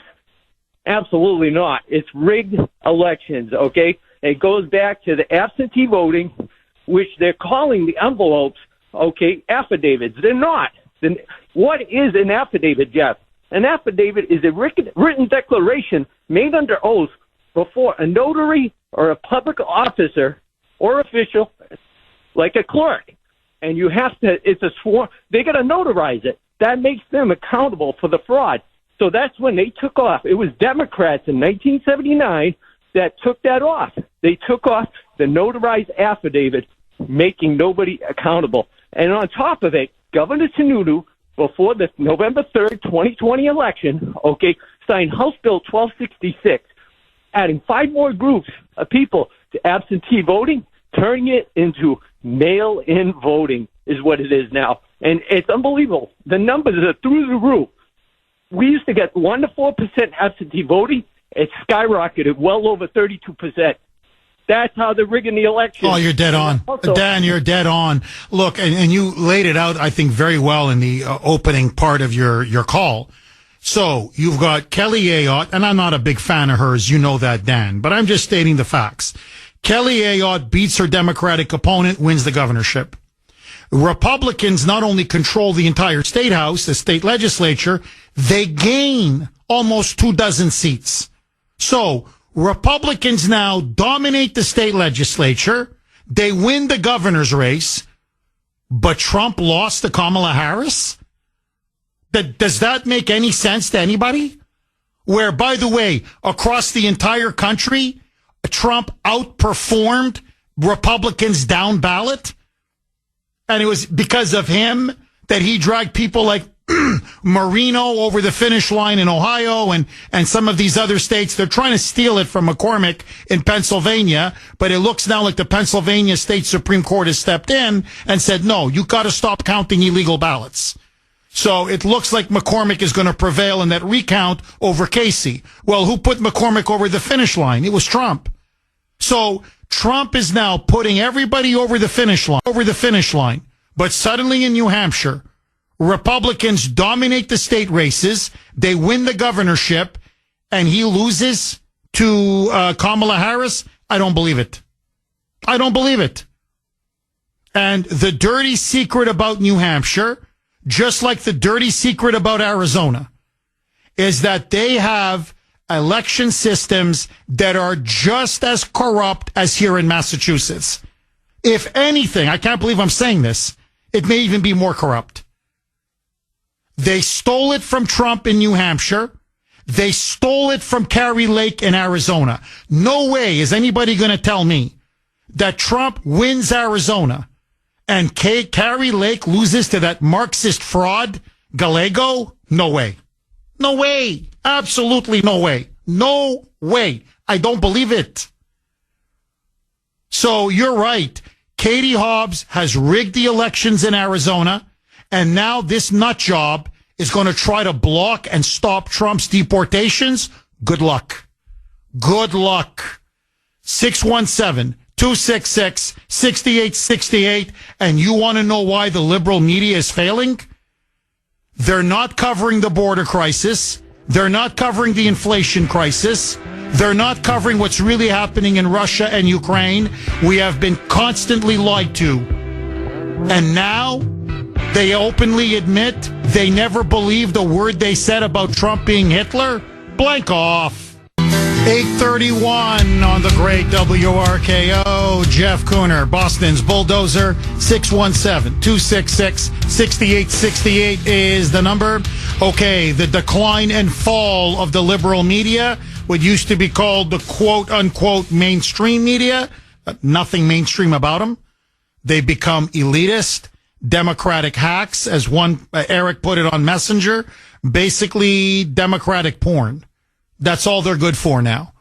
Becoming mouthpieces and shills for the Democratic Party, pushing some of the most outlandish, ridiculous lies and hoaxes. And now they've lost all credibility, and with it, their ratings. My question to you, is this the end of the liberal media? I'm just curious. How do you feel about it? And there's a lot of talk of Elon Musk buying MSNBC. Comcast, the parent company that owns them, says they're a yoke around their neck. The ratings have tanked. Revenue is drying up. They have been catastrophically wrong on Trump, on the election, on so many issues. And now MSNBC has become toxic and radioactive. And Comcast now wants to unload, and people are urging Elon, buy MSNBC, turn it around like you did X, and make it the best cable news network in the country. Should Elon buy MSNBC? And who would you like to see on MSNBC once he fires everybody and starts hiring real journalists? I can tell you right now, I'd love to see Tucker Carlson have his own show. Like just right there. Bring back Tucker. James O'Keefe, who does these incredible undercover investigative reportage. Bring James O'Keefe on board. I mean, I could go on and on. But there are a lot of people who were truth tellers that have been forced out of the media that I think Elon should bring back and give them a show or a platform on an Elon Musk run MSNBC. Open question to the audience. Let's throw this log on the fire. Should Elon buy MSNBC? And who would you like to see on this new and improved MSNBC? Caroline in New Hampshire. Thanks for holding, Caroline, and welcome.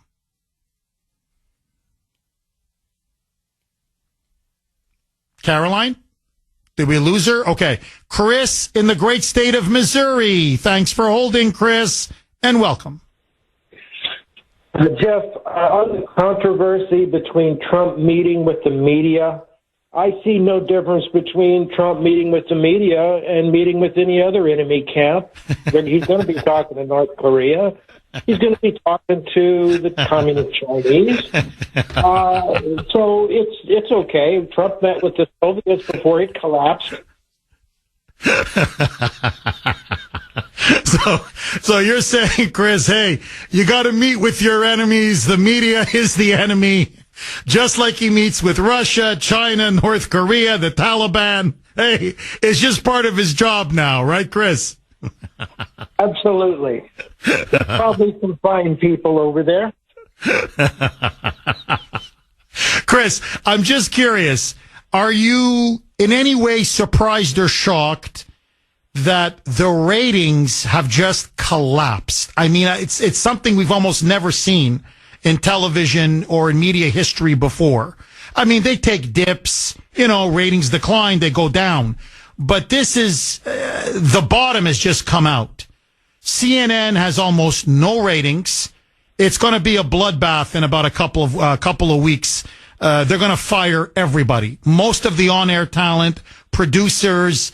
We're talking a huge bloodletting at CNN.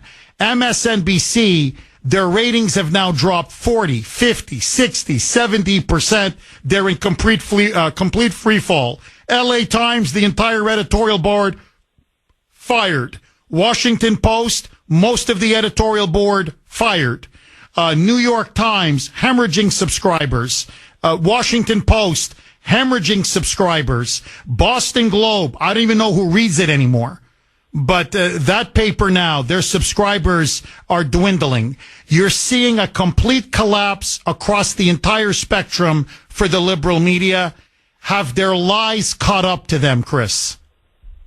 I think what we're seeing, I hope, is an end to this cold civil war we've been in the past several years. In other words, Trump's victory doesn't just mean a political victory, but in a sense, a culture war victory, correct? Absolutely. Interesting. Chris, thank you very much for that call. Caroline, I think we got her back in New Hampshire. Thanks for holding, Caroline, and welcome. Thank you. I'm sorry. I got cut out for a minute. Excuse me.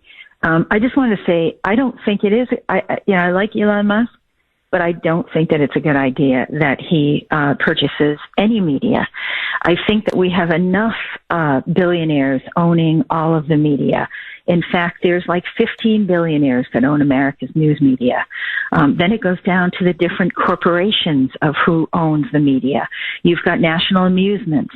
Summer Redstone, he's the owner. He owns everything. I went through this on another call, but if you look online and look at who owns the media, you will find that the majority of that, 90%, and now George Soros, for example, is buying the radio stations.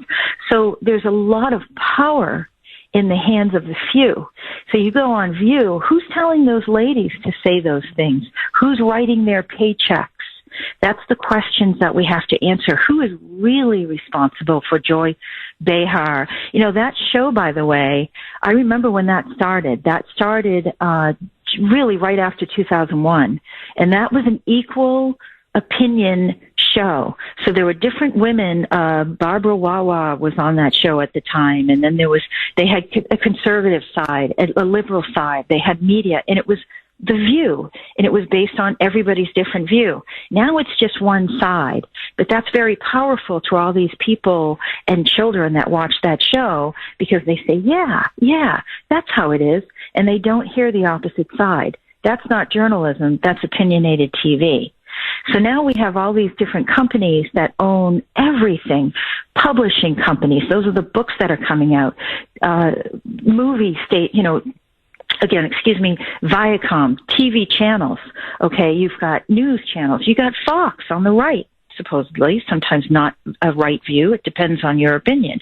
But again, this is all opinionated TV, but it's also stuff that's being used to sort of build the mind of the young and to what they want it to be. And they're very tricky, and they do that. Even these movies and music that comes out, the wording of the music, look at the 60s and how powerful that was to, anti-war. That which some people believe was a CIA operation, believe it or not. But so you've got all this power in the hands of the few. Don't you think, just like Ma Bell used to be, that was broken up, or Standard Oil was broken up, isn't it about time that we start to consider the fact that there's too much power in the hands of the few, and we should start breaking these companies up? Yes. The short answer to your question, Caroline, is yes. I think there's way too much concentration of corporate power, economic power, and I think they should be broken up. No question about it. As for the media, I agree with you. I don't like big media. I've always been against big media. That's why I'm a big supporter of the Boston Broadside, because it's it's owned by Lonnie Brennan. Believe me, he's no rich man. I'll tell you this. It's on a shoestring budget. It's community journalism. It's real journalism. And it's what America used to be. America used to be full of local newspapers, locally owned by people in the community who were truly committed to free speech, free expression, and an open, balanced debate. Their journalism was very good, and their opinion section was very fair. It was always point, counterpoint on every issue. So the whole community felt represented, and it was highly respected. And then things began to change over the decades, and media became co-opted. It became very corporate, and then it became very pro-Wall Street, very pro-globalist, and now it's pure political propaganda. It really is. Whether it's mostly Democrat propaganda, or if you're at Fox News, Rhino propaganda. And I think that's a major problem. Now, look, the only reason why I like Elon buying MSNBC is, you're right, I don't like, he's a multi-billionaire. I don't like multi-billionaires snatching up more power. But at least Elon is committed in principle to freedom of speech. Like, I gotta be honest, Caroline. Look, I was on X before Elon. I'm on X after Elon when he bought it. It's a much freer social media platform now under Elon. There are many things that I said during this election that I was deliberately either banned, canceled, or shadow banned from saying 4 years ago. When I was talking about voter fraud, they censored me under Jack Dorsey when he owned Twitter. When I talked about voter fraud, Elon didn't, or his people didn't do anything. So I'm just saying that when it came to voter fraud, election integrity, the Biden crime family, the Hunter Biden laptop, the Russia collusion hoax, under Elon Musk's X, it's much freer, much more objective, much more committed to the truth than anything we saw before with Elon. Now, if he brings that same mindset to, say, MSNBC, and if he can, prevent the temptation from trying to run it and control it, but just let it be like X, a real platform, a real outlet for real journalism and real open, honest debate and reporting, I'm telling you right now, he's going to destroy the entire media establishment. And that includes Fox. I mean, it really is his for the taking. So, Caroline, thank you very, very much for that call. 617, just my honest opinion, take it for what it's worth. 617-266-6868. 850 on the great WRKO. Jeff Kuhner, Boston's Bulldozer. 617-266-6868 is the number. Okay, I want to ask the audience again, because it's a very real possibility.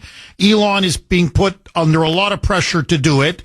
Comcast is now told everybody they want to unload MSNBC DNC, as I like to call it, or BSDNC, as it's also now commonly referred to. But Comcast, the parent company, says, look, MSNBC ratings are in the tank. They've been completely discredited. They have become toxic. They have no revenue coming in or very little revenue coming in. And they want to sell it. They want to auction it off, spin it off. And people are saying to Elon, this could be the opportunity of a lifetime. So let me ask you again. It is the Kuhner Country Poll question of the day, sponsored by Mario's. Mario's quality roofing, siding, and windows. Should Elon Musk buy MSNBC? Should Elon purchase MSNBC?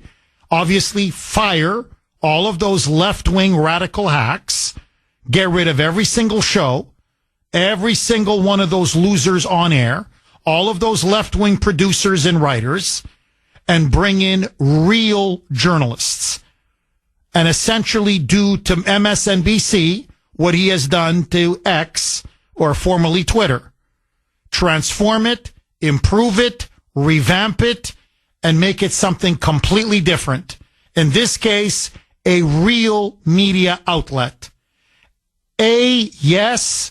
B, no. You can vote on our webpage, wrko.com/Kuhner, Kuhn as in national ER, wrko.com/Kuhner. You can also vote via X, my handle there, at the Kuhner Report, all one word, Kuhn as in national ER. And let's have a little bit of fun. Who would you like to see on this new MSNBC? What on-air talent, what journalists, what former hosts that, let's say, like Tucker Carlson. I'd love to see Tucker get his own 8 o'clock prime time. I'd have him anchor prime time at 8 o'clock personally. If I was Elon and I bought MSNBC, I mentioned James O'Keefe. There are many others that I would say they deserve to have their own platform or their own show on a new MSNBC. 617-266-6868. Lines are blazing. Mike in New York. Thanks for holding, Mike, and welcome. Hi, Jeff. Hi, Mike. Yeah, I was going to say about MSNBC is I don't think Elon should buy it. I think that we need the crazy media still out there. I think part of the crazy media is why Trump got elected. Oh, in other words, their craziness, their lunacy is one of our best assets and allies, correct? Yes, and you have to know what your enemy is thinking. That's why it's important for MSNBC and a few of those other crazy channels to stay broadcast to stay on. So you wouldn't like to see Elon buy it then, right? No, we have enough. There's enough media out there. My only issue is brainwashing the children. We should really go after the universities and the colleges that are brainwashed. As far as the media, they're brainwashing these kids to think a certain way. I think that's where the concentration should be on. Let these crazy people. I'm entertained by The View. I'm entertained by MSNBC, to be honest with you. And Jeff, I love you in a non-sexual way. Oh, thank you, Mike. God bless you, my friend. I appreciate it. Mike, God bless you again, and thank you for that call. 617-266-6868 is the number. Look, to me, this is the part that I find disgusting about what you're seeing in universities, but also, again, in the media. We talked about this all show, or almost all show yesterday. So, as you know, Joe Biden, I'm not going to get into it too much, but just to show you how they lie and how they blatantly lie. So you have Joe Biden, who now has given the green light to Ukraine to launch long-range U.S. missiles deep inside Russia. Okay, the ATACMS sonar supersonic guided missile system. One of our most advanced. And by the way, Ukrainians can't operate it. We operate it because it's that sophisticated, that modern, that advanced. So essentially now we are firing missiles deep into Russia. And the media yesterday, right away, oh, this is not an escalation. No, there's nothing reckless or irresponsible. No, it's all defensive on the part of Biden and Zelensky and the Ukrainians. Nothing to see here, nothing to worry about. Shazam. As I predicted yesterday, Vladimir Putin last night signed a presidential order now saying that Russia will launch a nuclear strike in retaliation to any long-range missile attacks. And what happened? Just what is it? It was reported now 4 hours ago. Ukraine launched not one, not two, six U.S. long-range missile strikes into Russia. So the media saying, oh, they'll never fire a missile. It's just for deterrence. They just fired 6.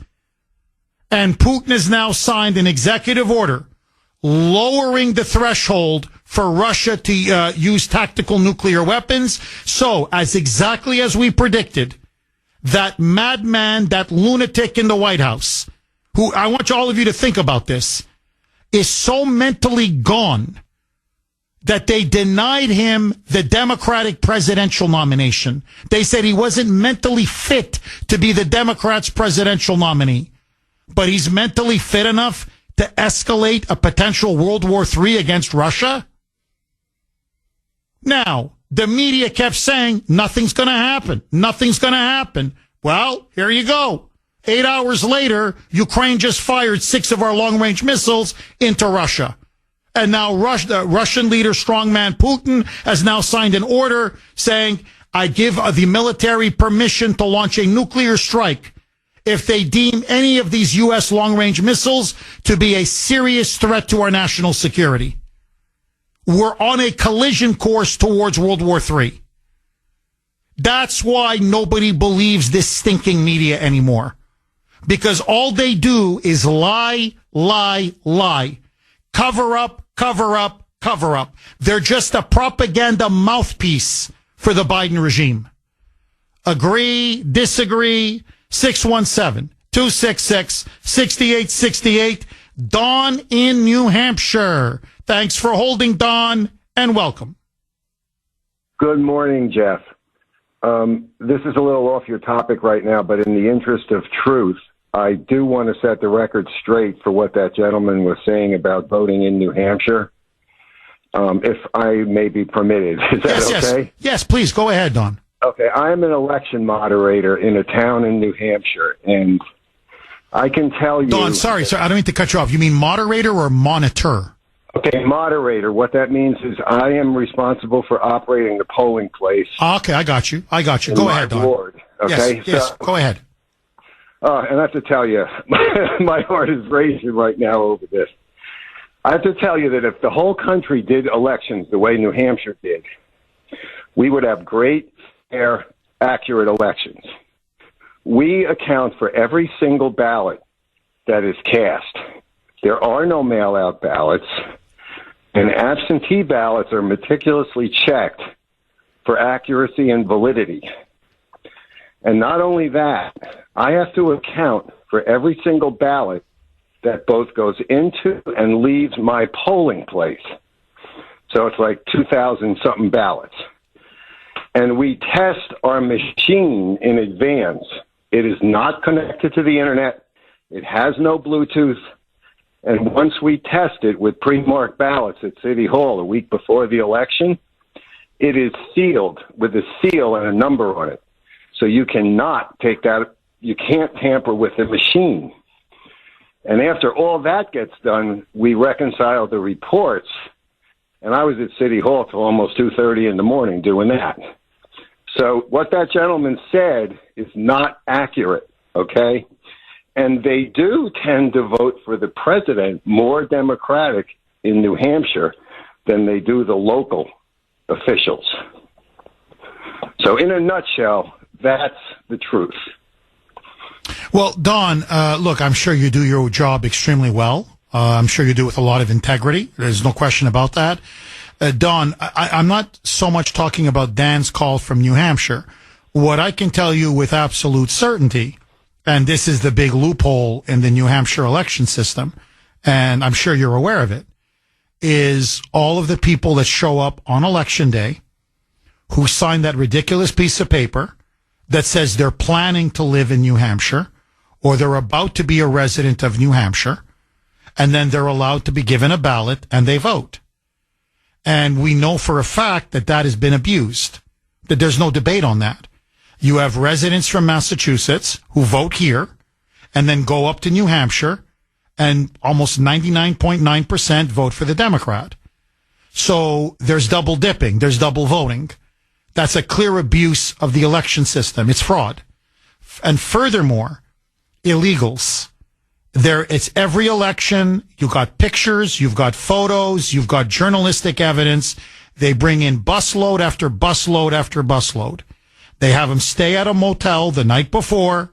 Then they all show up at the voting polls. They sign that ridiculous piece of paper, and they all vote 100% Democratic. And Manchester, by the way, is the biggest offender in this. And that's where the Democrats always get the votes to pull it out at a presidential race. They don't vote for governor. They don't vote down ballot. They just vote for Kamala Harris or Joe Biden or Hillary. So the combination of illegal aliens voting and the combination of people coming from Massachusetts in particular and voting twice is rampant in New Hampshire. And until you fix that, you have a dirty election system. I'm sure everything else you've told me is 100% accurate. And I'm sure you do your job very well and with a lot of integrity. But the fact of the matter is, like in Massachusetts, and frankly, like in many states, the election system it's not first world. The election system is dirty, it's corrupt, and fraud is rampant. What say you? I cannot prove you wrong, Jeff. I can only speak for my ward, obviously. I would love to know the answer to that question, but you do have to have a photo ID. If you do an affidavit ballot, it's a cumbersome process on election day, and I don't know how you could process that many people. So I don't know. I'm not saying you're wrong, Jeff. I really aren't.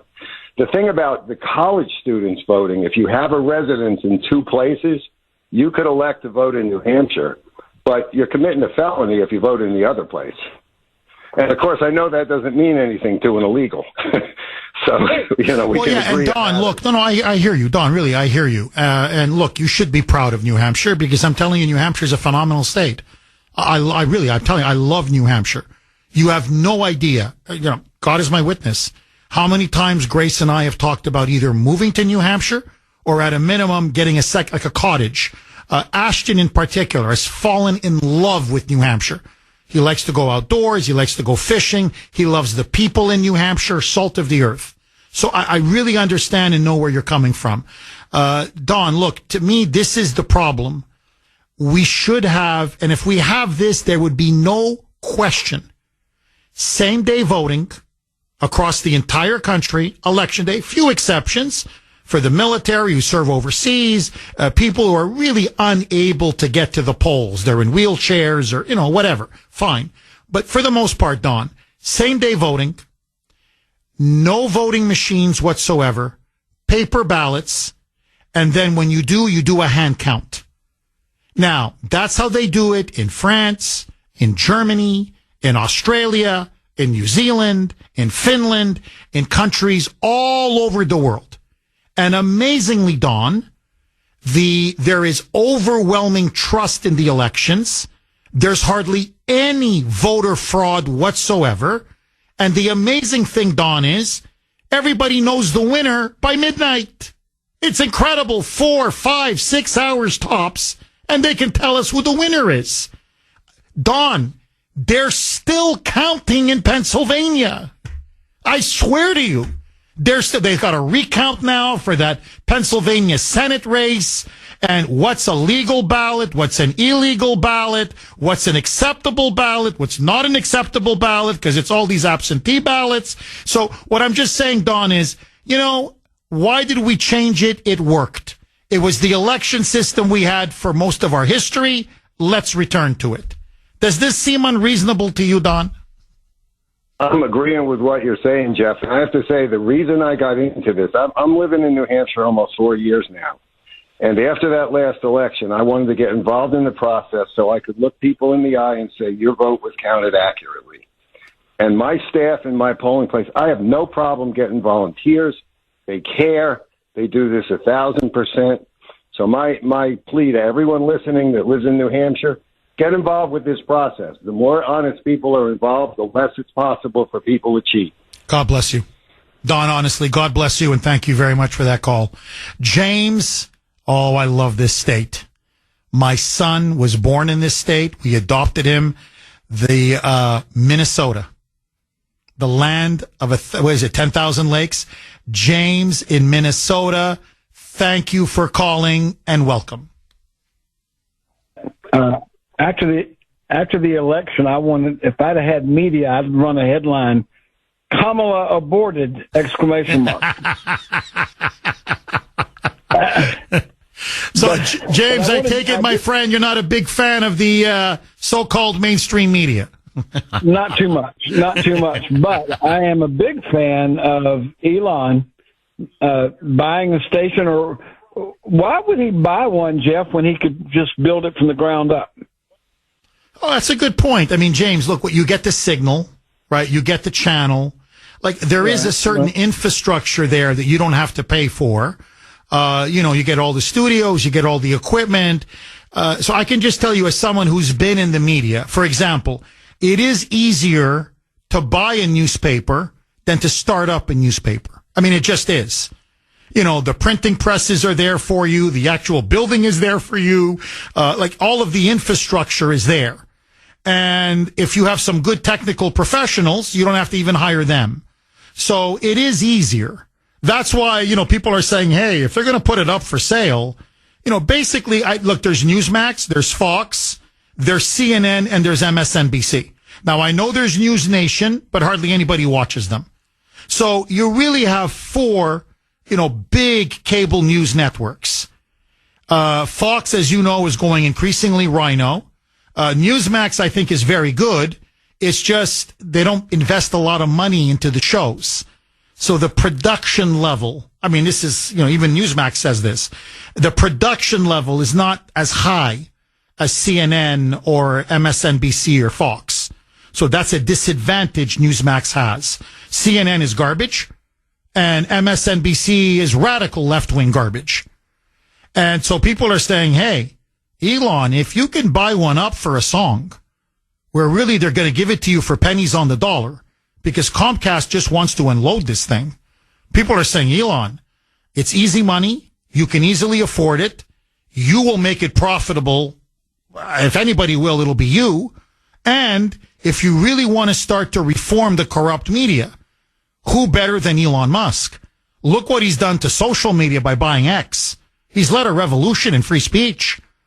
They're saying he could do the same for journalism if he was to buy MSNBC. Look, James, before I let you answer, I'm a newspaper man at heart. That's where I cut my teeth in journalism and in media. And I believe in localism. I really do. I believe in letting 1,000 flowers bloom. I believe in local media, local papers, local journalism. To me, that's the best journalism, the most honest journalism. I don't like big media. I don't like a few people or a few companies or corporations controlling that much of our access to information. So in theory, I don't like billionaires snatching up cable news networks. But we live in the age that we live in. It is what it is. And if some billionaire is going to own, say MSNBC, I'd rather it be Elon.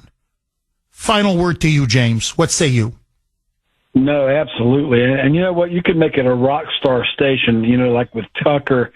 Megyn Kelly, I'm listening to her a lot now. She's really riding on the conservative side now.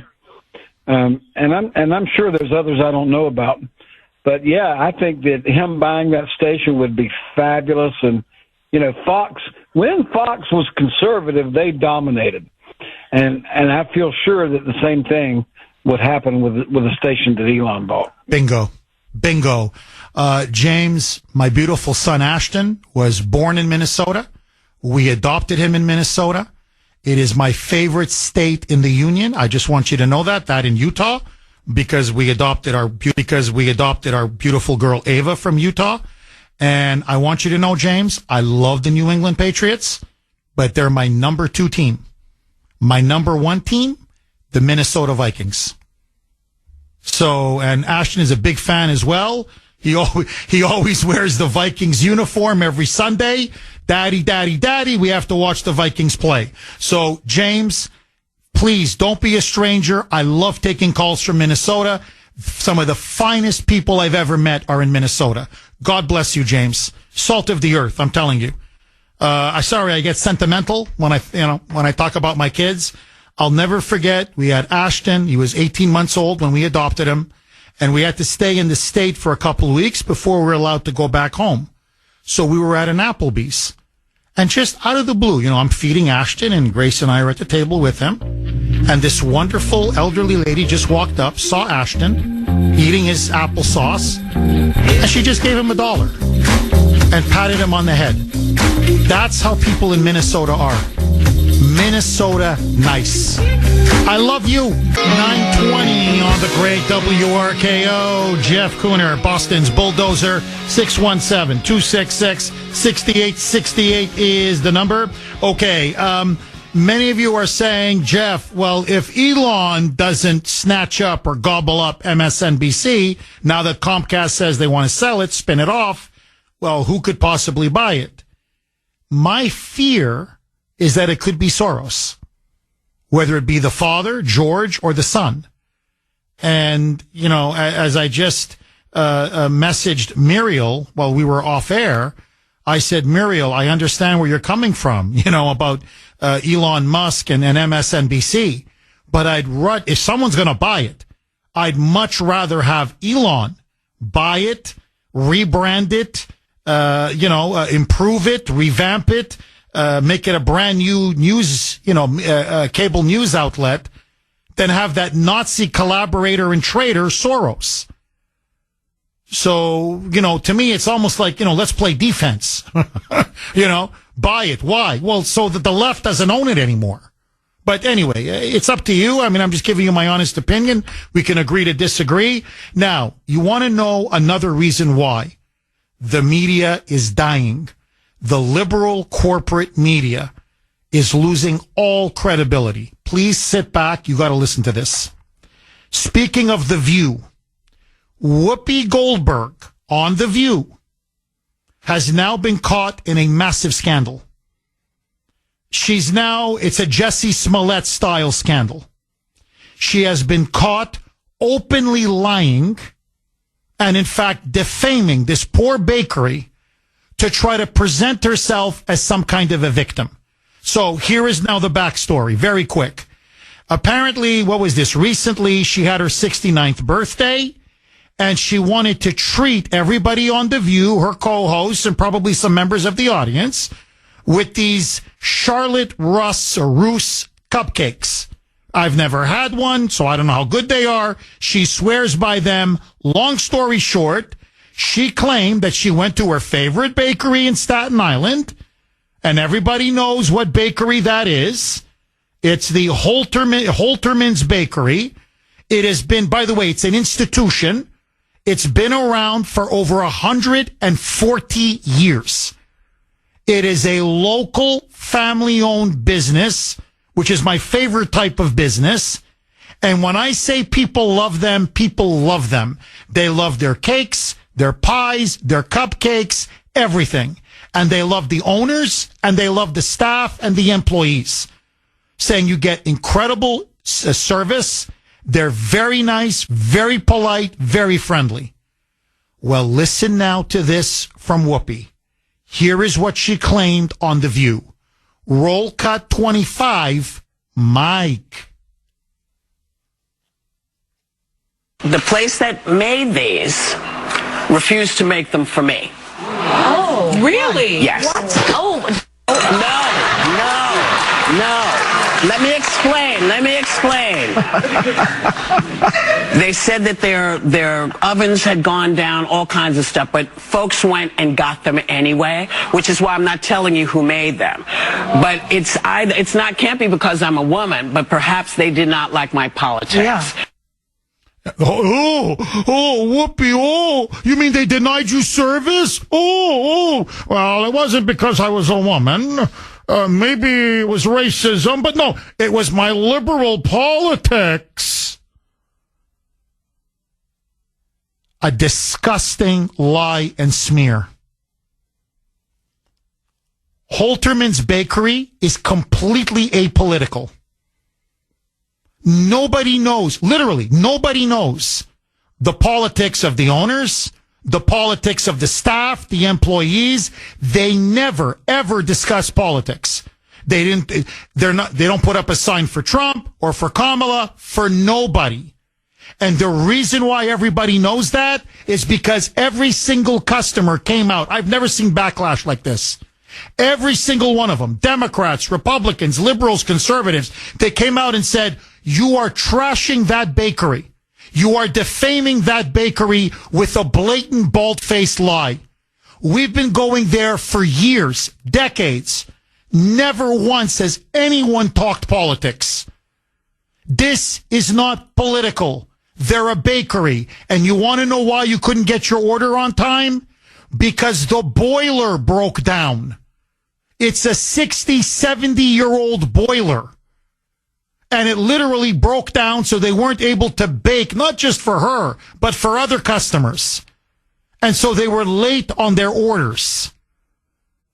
And yet, this woman, you want to see how selfish and narcissistic she is, how reckless and irresponsible, what a liar she is. She wanted to ruin and bankrupt and sabotage that bakery because U.S. Entertainment Weekly came out and said, well, everybody knows it's Holterman's. That's her favorite bakery. You wanted to destroy a family-owned business that's nearly 150 years old because their boiler broke down, but you had to present yourself as a so-called victim? And then we didn't play this cut. I could play it if you want. Whoopi Goldberg starts going on about, hey, I'm a working gal. I care about inflation. I care about the price of things. I know what the value of a cupcake is.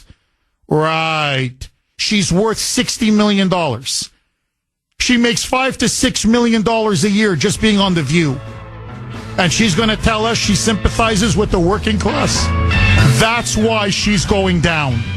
People are now demanding she should resign. This is her Jussie Smollett moment. More next. It's time for Whoopi to go. Another liar in the media now caught red-handed lying. That's what they do.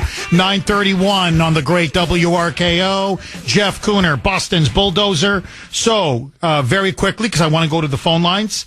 So, by the way, she's doubled and even tripled down now. Now she's going on YouTube or wherever it is, saying, I was denied service because of my political beliefs. Now, it has led, I've never seen this, a massive backlash on Staten Island, all across New York, all across the country. People in Alabama are calling Holterman's and saying, I'm going to buy $50 worth of cupcakes. And is there a local school? Just send it to the kids at the local school. Just to show we're in solidarity with you.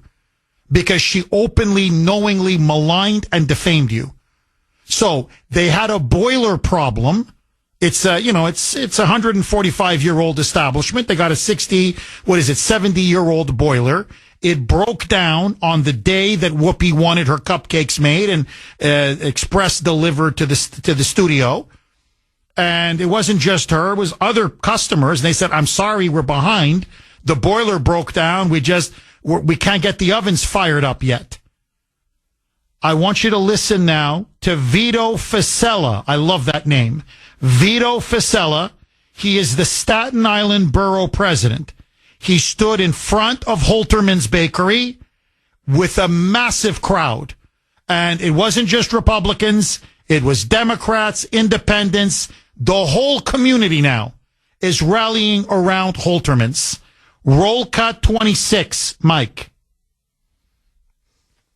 They had a boiler here. Again, it's been here 145 years. They had a boiler that was 60 or 70 years old. And the first week in November, guess what? It went on the fritz. They had to be replaced. And the reputation of Holterman's is impeccable. So rather than commit to something they couldn't guarantee, they said we can't do it. And the person who besmirched and defamed them took that as an insult to her. Well, get over it.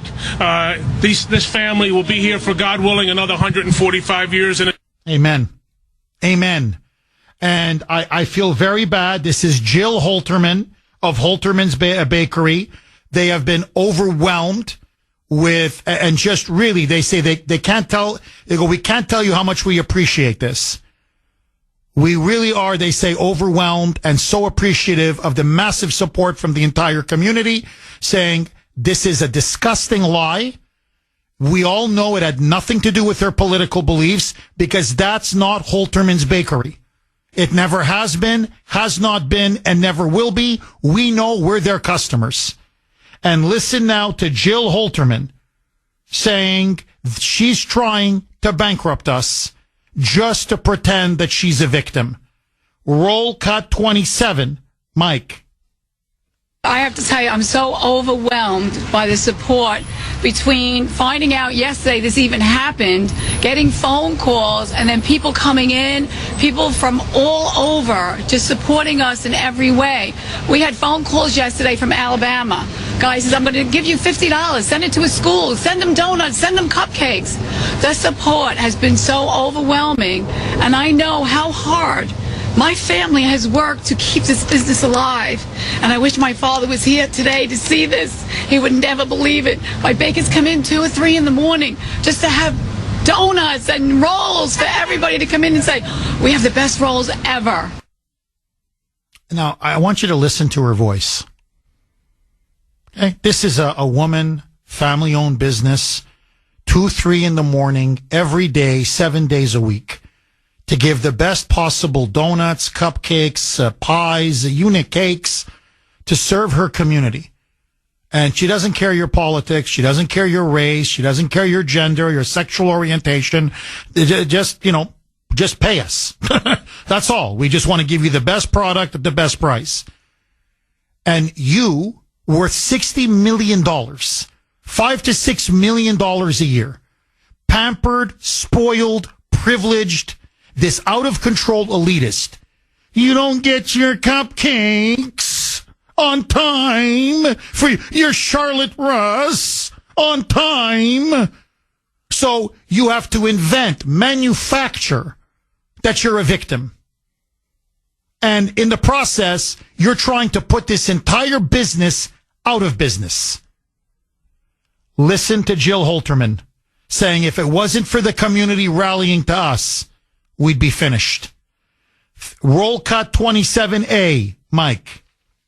And if it wasn't for you and Staten Island to make this work, we still wouldn't be here today. So I know my brother, Billy, work hard. Joe, my baker in the back, is here 6 days a week. He gives his heart and soul to this place. And you know what? My father always said, you do what you love. I'm telling you, this is my heart. And I thank you so much for everybody come out and support us. That woman is disgusting. Whoopi Goldberg is disgusting. And compared to all the other, crimes and lies, this pales by comparison. This is not the Russia collusion hoax. This is not the Hunter Biden laptop. I could go on. This is not, fear mongering and saying Trump is Hitler, which has led people to commit suicide or attempt suicide or cause mental illness and breakdowns for millions of Americans now across the country. But still, this poor woman, her brother, her family, you're going to destroy their livelihood? You're going to destroy their business? On a lie? Because you want to make yourself look like a victim to your stupid liberal friends on the panel? Because you didn't get your cupcakes on time? Because I'm sorry, for people who have real lives and real businesses, things break. Things like boilers just break. It's life, and it takes some time to fix them. So sometimes they can't get your order on time. And rather than lying to you and saying, hey, look, we're going to get you your 40 or 50 Charlotte, Russ's cupcakes by 10 o'clock, we just won't be able to deliver today. I'm sorry, ma'am. We had a boiler issue. Can you please come back tomorrow? No. That's spoiled, pampered, privileged, selfish, narcissistic, stupid hack. That liar has to go on The View and try to wreck this business. Like Jussie Smollett, make herself look like she's some kind of a victim. And who gets destroyed, she doesn't care. Well, I'm sorry. I'm hoping everybody boycotts The View and they fire her, because this woman deserves to be fired. Agree, disagree. Mel in New York. Thanks for holding, Mel, and welcome. Good morning, Jeff. Thank you for taking my call. My pleasure, Mel. Yes, hi. Thank you. Oh, yeah, it's Whoopi Goldberg. She's just, coming out of the Let's Play book to divide the country through racial lines. And she's washed up as it is. She doesn't realize that. Once the left gets done with her, you squeeze the last juice out of her, they'll throw her under the bus. They'll turn on her like a pack of wild dogs. Just because of what she has and what she's amassed throughout the years, they'll find a way, tax evasion, something like that, to strip her of everything she's got, throw her behind and just walk away from her. They don't realize these black, these so-called celebrities, they don't realize once the left gets what they need out of you, you're done. So, but to go back to Caroline, who called earlier about Elon Musk, I'll say yes. As far as your poll goes, yes, you should buy it, because I never had a poor man sign the front of my paycheck. And that, as you said, about as far as that Nazi George Soros getting it, or the government taking it, or, because we the people, citizens, we don't have that kind of money to band together and go say, hey, we're going to buy. What do we know about the news business in the first place? But, with Elon Musk, you can get investigative reporting, not all of this opinion reporting, because that's all it is today. It's entertainment. And then you could have, you could have liberals on there, a liberal on there too, but it has to be in a format like Hannity and Combs, Alan Combs and Sean Hannity when they had their show. Somebody always kept each other in check. Somebody wanted to express some sort of an opinion. The other guy had a way to, he could have his opinion too. It's got to be both. It's got to be on both sides. With Tucker Carlson, James O'Keefe, I'm going to go with the alternative media. With say Roger Stone, Alex Jones, as far as some parody and some humor, but the truth, that could be expressed. And then we'll go out. There's another, like James from New Hampshire. Hampshire, as you mentioned too, Jeff, it is a very beautiful state. But, the most beautiful racetrack they had in the country, and one of the most beautiful racetracks in the country, was Rockingham Park. And why that went under, I got a feeling it was all politics and corruption, envelopes being passed around. But that you had big outfits from here in New York that wanted to go up there and race, because it was a very a beautiful racing venue. But that's what I really wanted to express, Jeff. Those three. Oh, Mel, look, as always, you always hit the nail on the head. Mel, look, you're 1,000% correct. Really. Look, the liberal media is now in free fall. They're a victim now of their own lies. Their lies have now caught up to them. Nobody believes them anymore. They have no credibility. It's almost, as you put it, it's like entertainment value now. You watch them to laugh at them. And if Elon doesn't gobble up MSNBC, you're right. It could be a Soros. It could be another leftist, a billionaire, a globalist, or it could be even the government. And they'll try to turn it into some kind of a giant cable news NPR. So I figure, you know what? If it's potentially now going to be for sale, well, why doesn't one of us buy it? Like someone like Elon, and make it into a free speech media outlet, real journalism, put some real talent like Tucker, you mentioned others, and, really turn it into an incredible journalist, a force of journalism, a real force of nature. And look, if anybody could blow the media out of the water and bury Fox and bury CNN, bury all of them, it's Elon. And, if Elon, called me and I'd pick up the phone and he'd say, hey, Kuhner, you maybe want to, have your radio show. We can telecast it. Maybe give you an hour or two in the morning. Hey, Elon, let's talk turkey. 9:48 on the great WRKO. Jeff Kuhner, Boston's Bulldozer. 617-266-6868 is the number.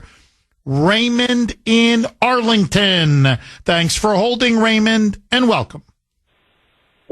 Kuhner, I love you in a non-sexual way, my friend. Thank you, Raymond. What's on your mind, my friend? So I think the fastest way to pretty much get rid of all the nonsense is just to pretty much boycott the media. Right? Just get rid of it all in the sense of we used to listen to radio, right? Radio was 10 times better. You weren't as influenced as you are today. I think it's a big problem. The movies, the TVs, the gestures that we watch every week, just get rid of that. We'll have more family time. Everybody will be happier. I think it's a big problem, all the news. So I think Elon shouldn't even purchase that. Don't even waste your money. You're better off finding something else. Get rid of the media. Raymond, I want to read to you a text I got. I believe it's from New Hampshire. It's a 603 number. And it's similar to what you're saying, a slightly different angle, but very close to what you're saying. And here's what he said, or she, 603, Jeff, it's not that I don't think Elon could completely revamp MSNBC, rebuild it, rebrand it, and make it a successful news network compared to the others. It's just that I think Elon sees the shrinking demographic for network television as older Americans, and that these networks are becoming irrelevant, sort of your point, Raymond, and going by the wayside.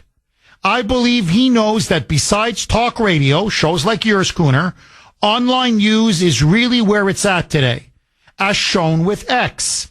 So I don't know that he'd see buying that network as the most effective use of his money in this fight.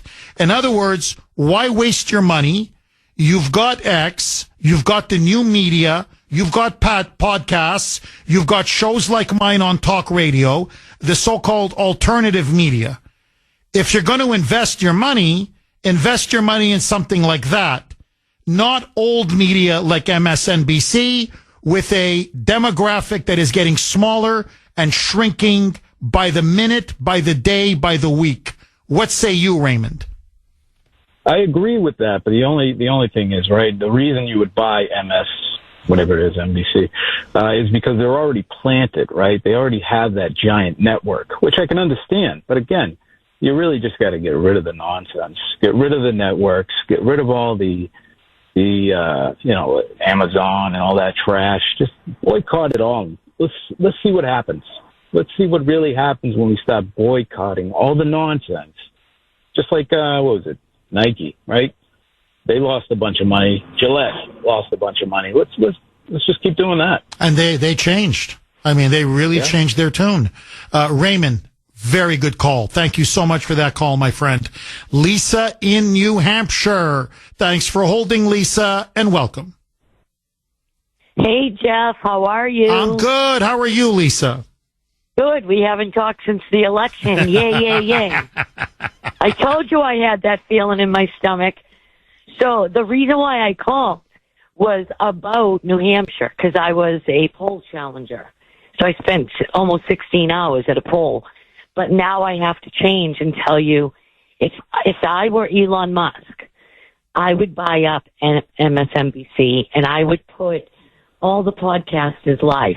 He's not going to get any of the great talent anymore because now they have a taste of working on their own, not working under a corporation, no hours. They do stuff when they want. They travel, blah, blah, blah. They have phenomenal advertisers. They're making a lot of money. I would take all those top podcasts and I'd run them on a loop 24 hours a day.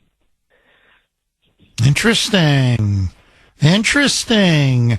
Lisa, do you think we're watching the death, the demise of the entire fake news industrial media complex? Is this the end of fake news? And not that the liars are going to stop, but that they've so lost credibility that nobody believes them anymore. What say you? Once the baby boomers, I am the last year of a baby boomer, die off, there's not going to be any media anyway. So why not buy them all up one by one? Everyone that comes up for sale, get rid of the news completely and just run podcasts. Just continually run podcasts, Twitter accounts, everything that we're already watching anyway, but we do it from our phone. Do it right on national TV. I would love it because there's not just Republican podcasts. So obviously if you wanted to, you could do like a Fox News concept. You could do, supposedly they see both sides, which we know is a bunch of crap, but he could actually do that. He could run Democrat podcasts and Republican podcasts. And his budget would be nothing because he could pay them a little bit of money. He'd only have to pay people to run each production, each show or whatever.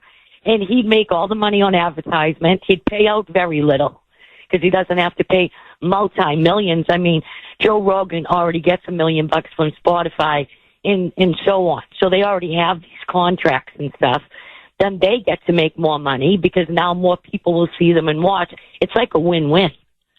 Interesting. Lisa, you know what? If Trump's people are listening, I think you've given them a great idea because Musk is now part of Trump's team. And so they're listening to this show. Lisa, thank you very much for that call. Okay. Let me see if I can squeeze one more in. Norm in New Hampshire. Thanks for holding, Norm, and welcome. Hey, good morning, Jeff. First Hi, Norm. time, long time. Welcome, Norm. Listen, and I thank you for telling me that Manchester, New Hampshire is the most corrupt voting city in the state. And I have some firsthand information with that. When I voted in the primaries and I went to the table, they asked for my ID, and I said, just a quick question, what if I didn't have an ID?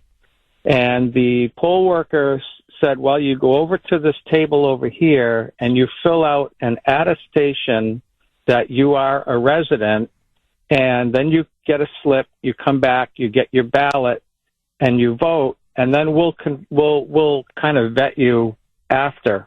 Well, the problem with that is you've already voted, right? So I said to the poll worker, not really the answer I wanted to hear. You're dead on. Oh, Norm, I wish we had more time, but you're dead on. Look, no voter ID, you don't vote. I mean, it's just that simple. So, and by the way, they don't vet you afterwards. They don't. So you bring your dinky slip of paper and they go, oh, okay. And they let you vote. That's what I'm saying. The elections are dirty. Bye-bye.